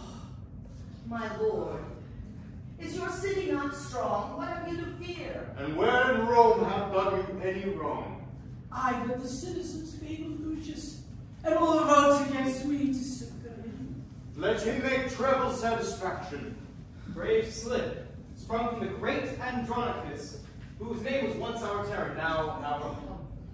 What, as the sun dimmed, that gnats should fly in it? Greet bold in us, and we'll follow where thou leadst.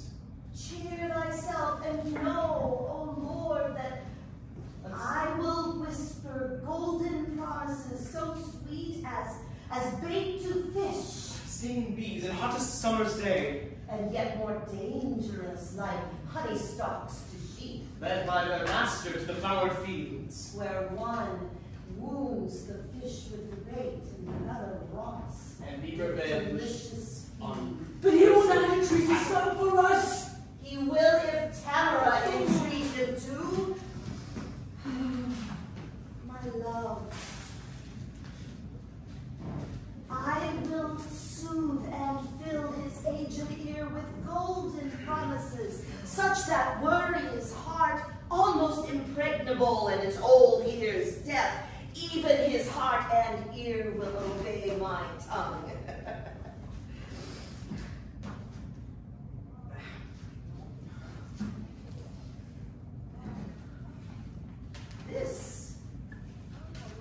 This, in a strange and sad habiliment, I will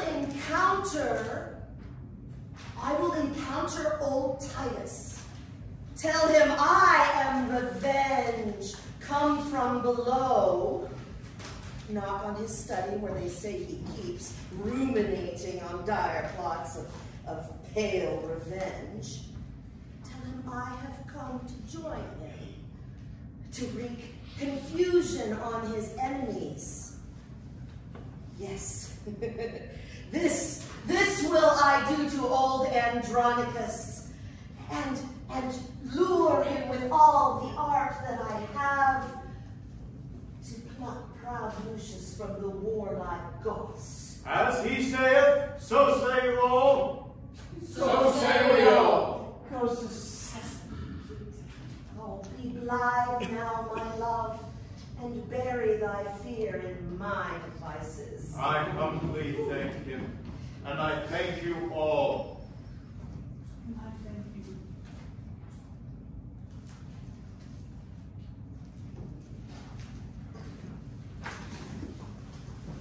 But who comes here? Led by a lusty god. Brother Lucius, from our troops I straight to gaze upon a ruinous monastery. When suddenly I heard a child crying underneath the wall, I made unto the noise, when suddenly the babe was controlled with this discourse. Peace, tawny prince, half me and half thy dam.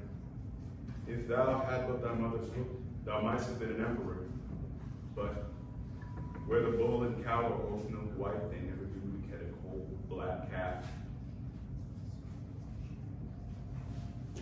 Even thus he breaks the babe. For I must bear thee to a trusty god, who, when he learns thou art the empress's babe, will hold thee dearly for thy mother's sake. With this, my weapon drawn, I rushed upon him, surprised him suddenly, and brought him without the use you think needful of the man.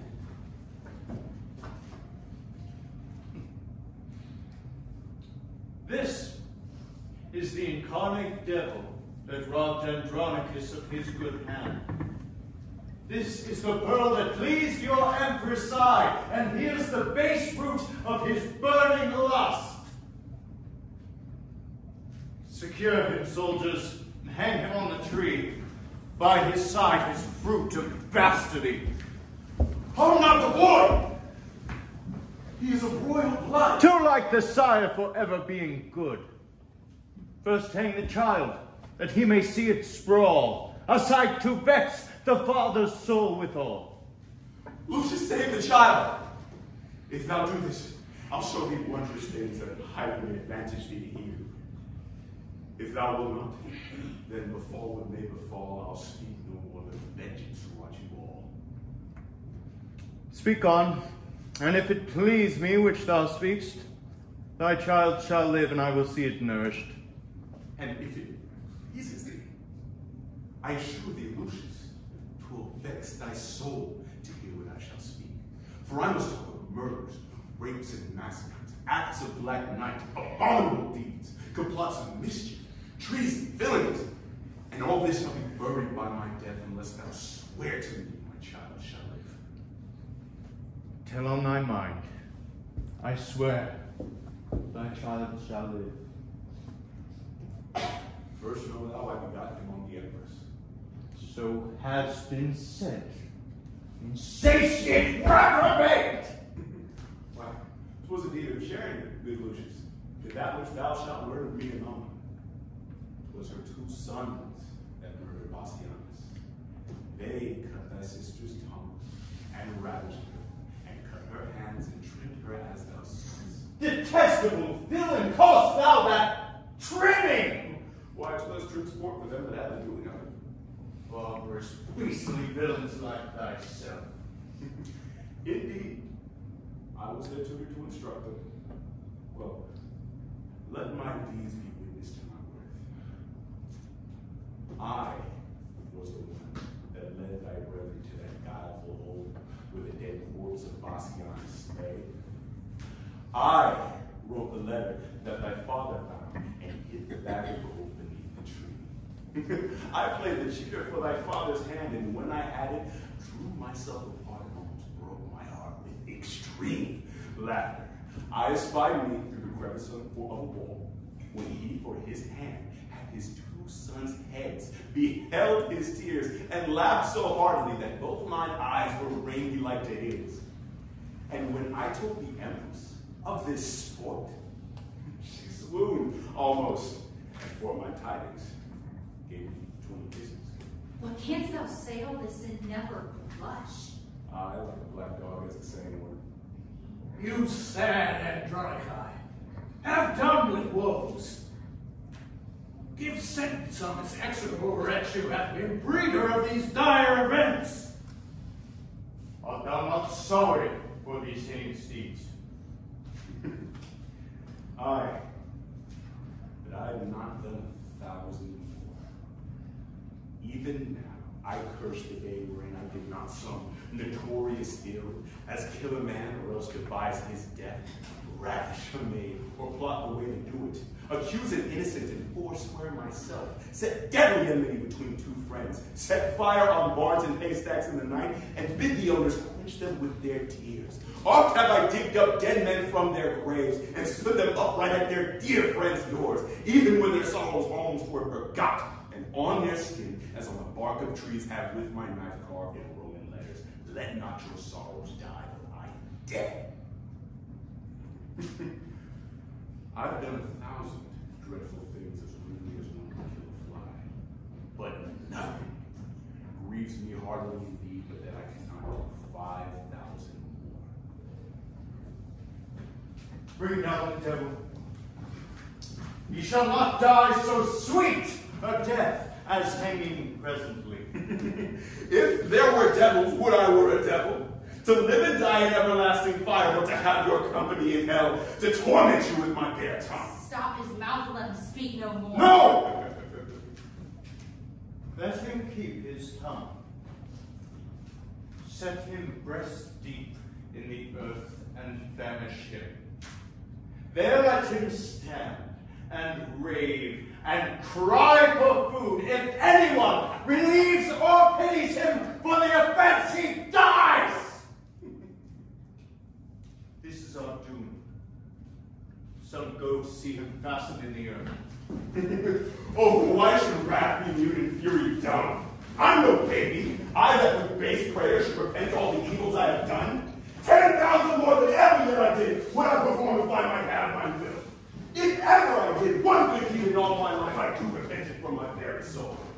You sad Andronicus, have done with your woes. Andronicus, young Titus, Lawrence's son, Titus! Titus!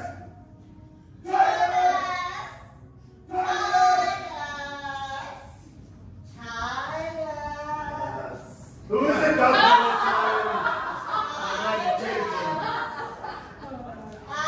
Is it your plot, your trick, to make me open the door? And so my thoughts shall be scattered, my sad decrees, and all my study be brought to naught. Well, you are deceived. Look here, how in crimson lines I have set down what I mean to do. And what is written shall be executed.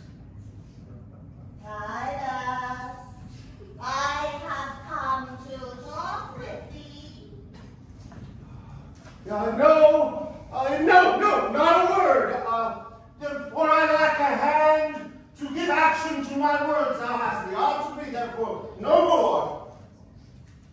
If thou knowest me, thou wouldst talk with me. Oh, I know thee well enough. Thou art our mad empress. Look, witness this stump. Witness these dread credence and lives. Witness the endless days and tiresome nights. Witness all my sorrows. No! I know thee, for Tamara, proud empress. No! As I come from my other hand. I am not Tamora. She is thy enemy. I am thy friend. I am revenge, sent from the infernal kingdom to ease the gnawing vultures of thy mind by working wreakful havoc on thy enemies. And these are my ministers. Rape and murder. Rape and murder.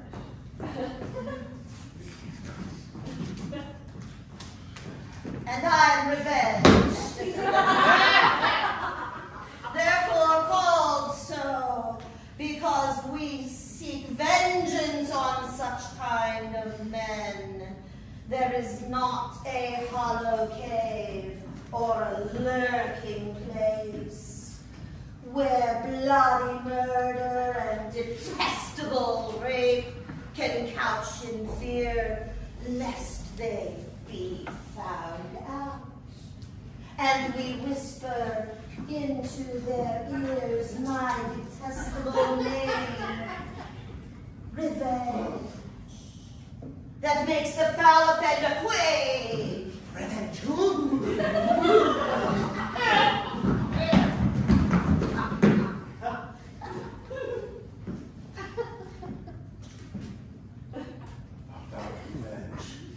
And sent to me to torment my enemies. I am. Therefore come and welcome me and my ministers.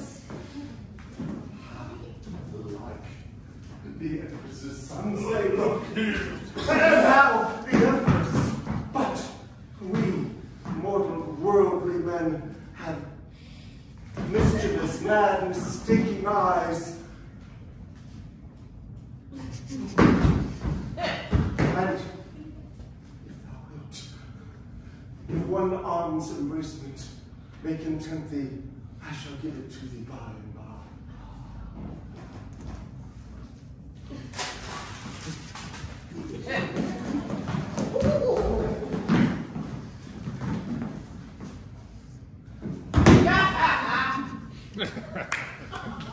This strange clothing suits his lunacy. See what air I forge feeds his brains as well. So dost thou, both of you, uphold and maintain this speech, and therefore he will think us revenge and rape and murder and whatever.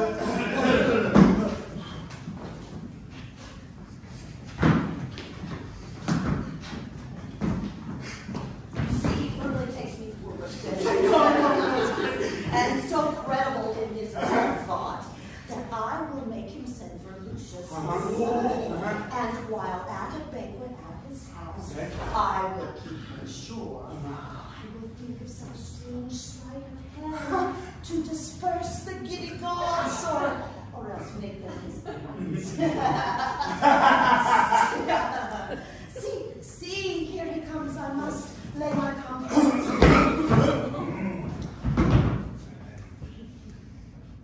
Thank you.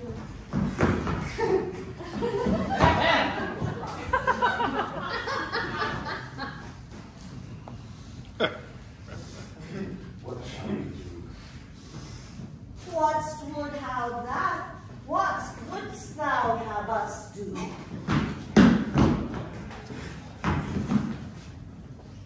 Show me a murderer, and I'll deal with him.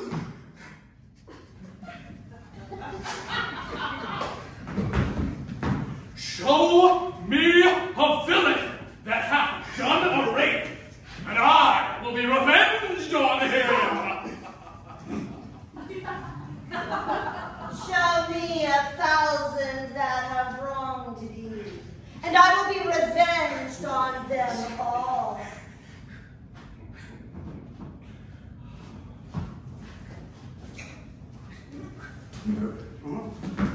Go thou about in the streets of Rome.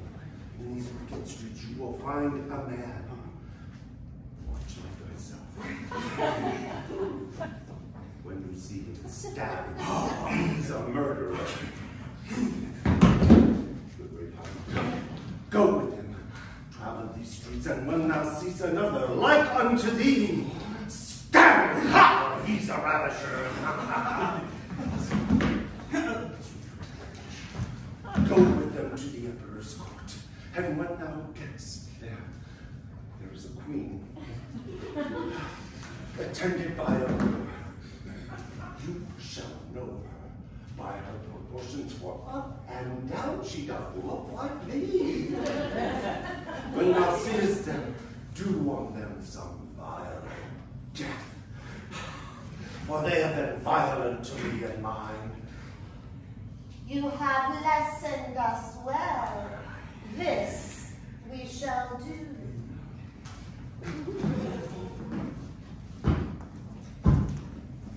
But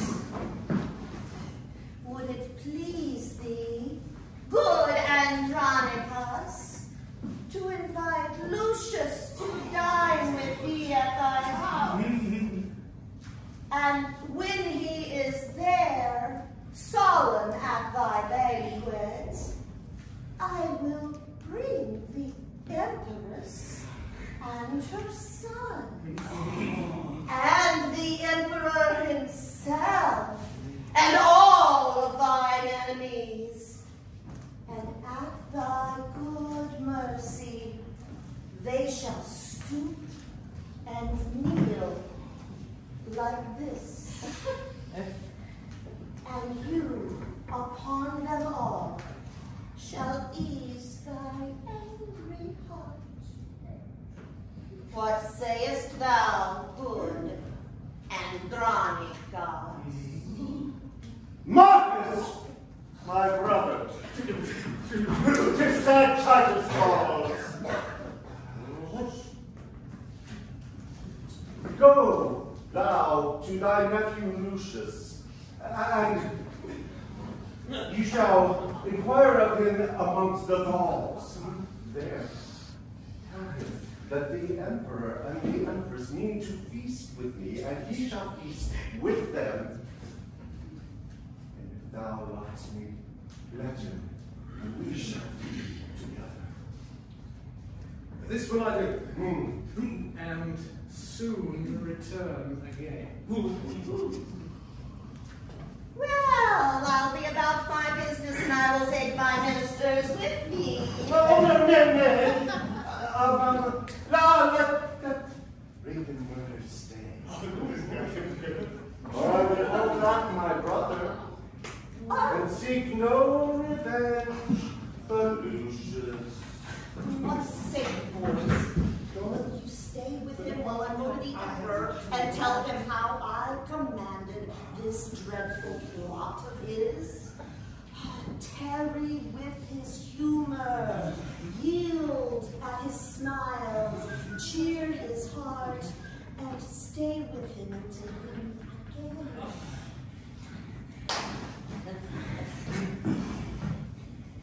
again. Revenge now goes to lay a complot to betray thy foe. And certain that you do, and farewell, sweet revenge.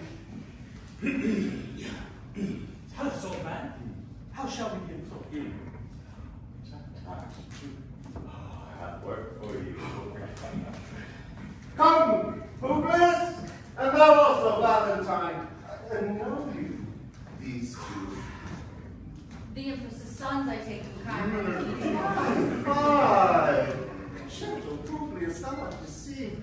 This is rape, and this is murder. Therefore, bind them. Yes, bind them, lay hands on them, and now, sweet Valentine.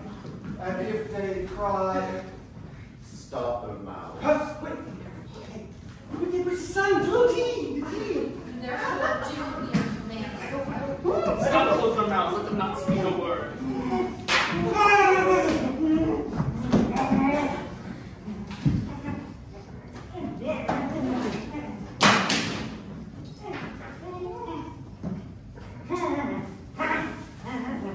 Come, Lavinia. Thy foes are bound. Oft hast thou heard me ask for this hour, and now I'm waiting. Will not speak to me? Let them hear what fearful words I have to utter. I know you. Though you think me mad, I shall find my revenge. I will overreach you in your own devices. You killed her husband.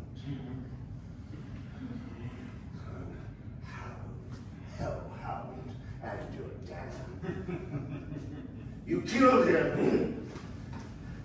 And for that fault, 2 of her brothers were condemned. My hand cut off. I made a very jest. Both her hands.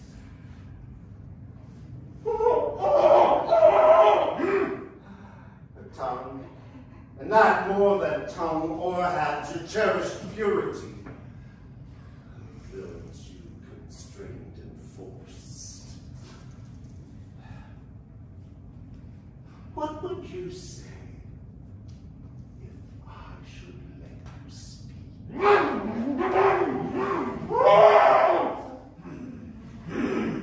Tis a shame they could not beg for a worse. Here. Hark, how I shall murder thee. You know your mother comes to feast with me tonight. And thinks me mad and calls herself revenge. I will slit your throats. And Lavinia here will hold the basin that collects your shameful blood twixt her stumps.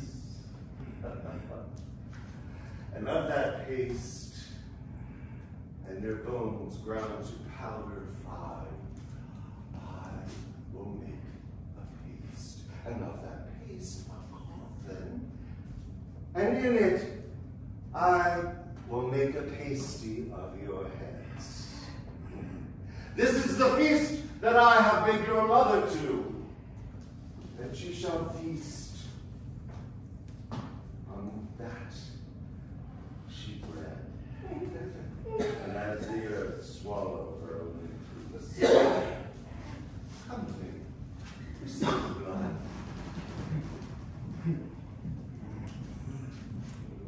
Prepare your throats.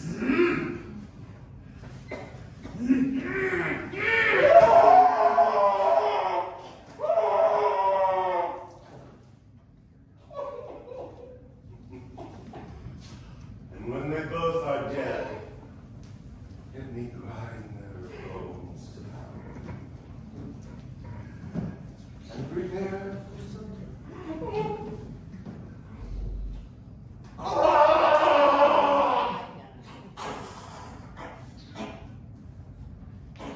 Come now. Let everyone be officious. To make this dinner, I will grind their bones. I will play the cook and make them ready when their mother comes.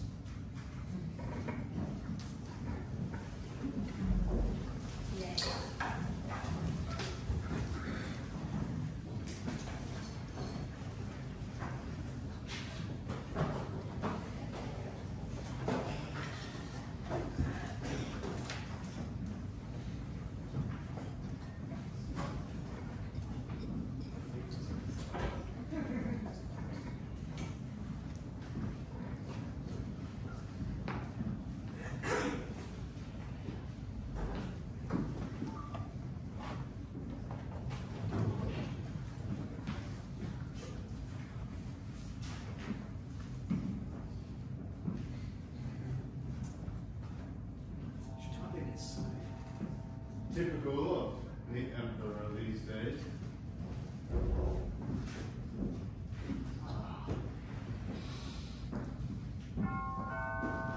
What, has the Emperor any more sons than one?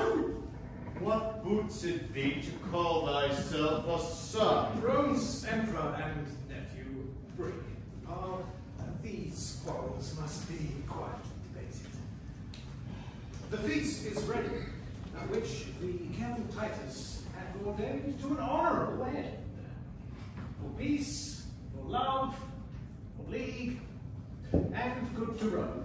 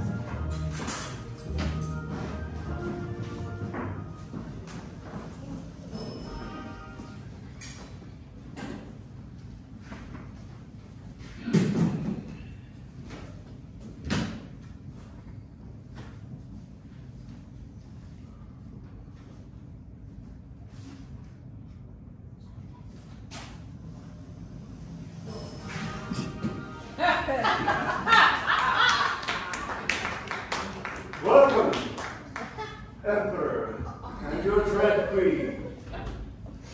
Both valiant. Welcome, Lucius, welcome all. Though the cheer be full, be poor, it should fill your stomachs. Well, thou dost attire, Andronicus. Why, so that I may serve your majesty and his dread queen. Will it please you eat? Will it please you feed?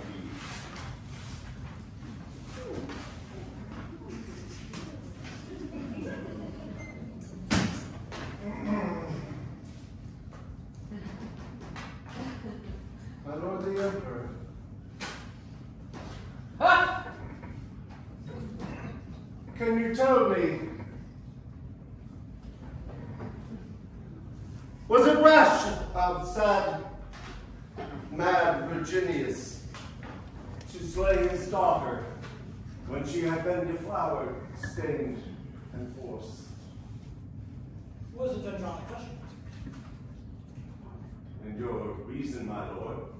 Well, because by her, the girl should not survive her shame, and by her presence still renew his honor.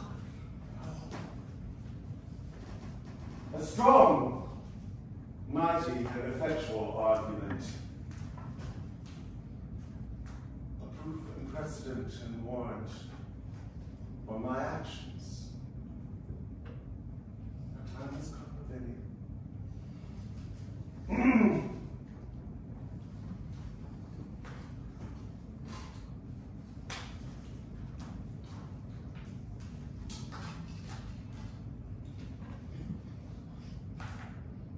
Die with me. Die. And my shame with you. Hast thou done unnatural and unkind?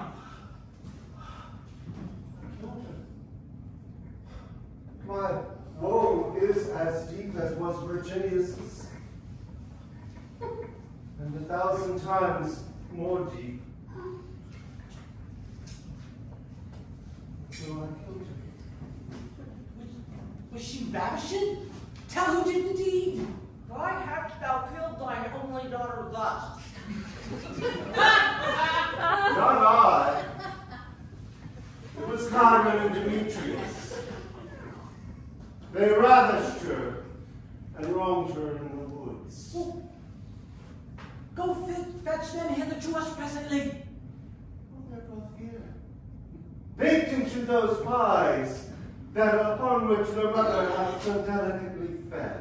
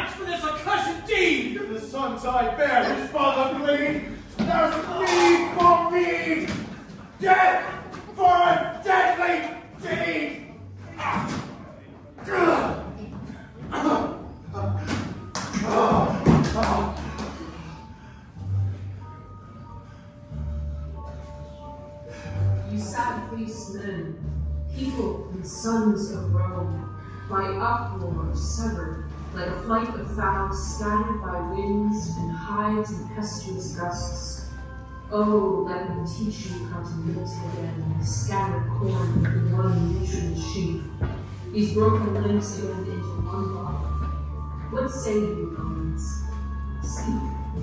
And, gentle Romans, may be governed so to heal Rome's harms and wipe away her woe. Behold us now, the poor remainder of Andronicus. Have we done aught amiss? Come hither, child. Come and learn of us to melt in showers, My heart is not compact of flint nor steel, nor can I utter all our bitter grief, but floods of tears will drown my oratory. These wrongs, unspeakable, past patience, or more than any living soul could bear. Oh, Lord, I cannot talk of them for weeping. My tears will choke me if I open my mouth. Oh, why should wrath be mute and fury dumb? Speak,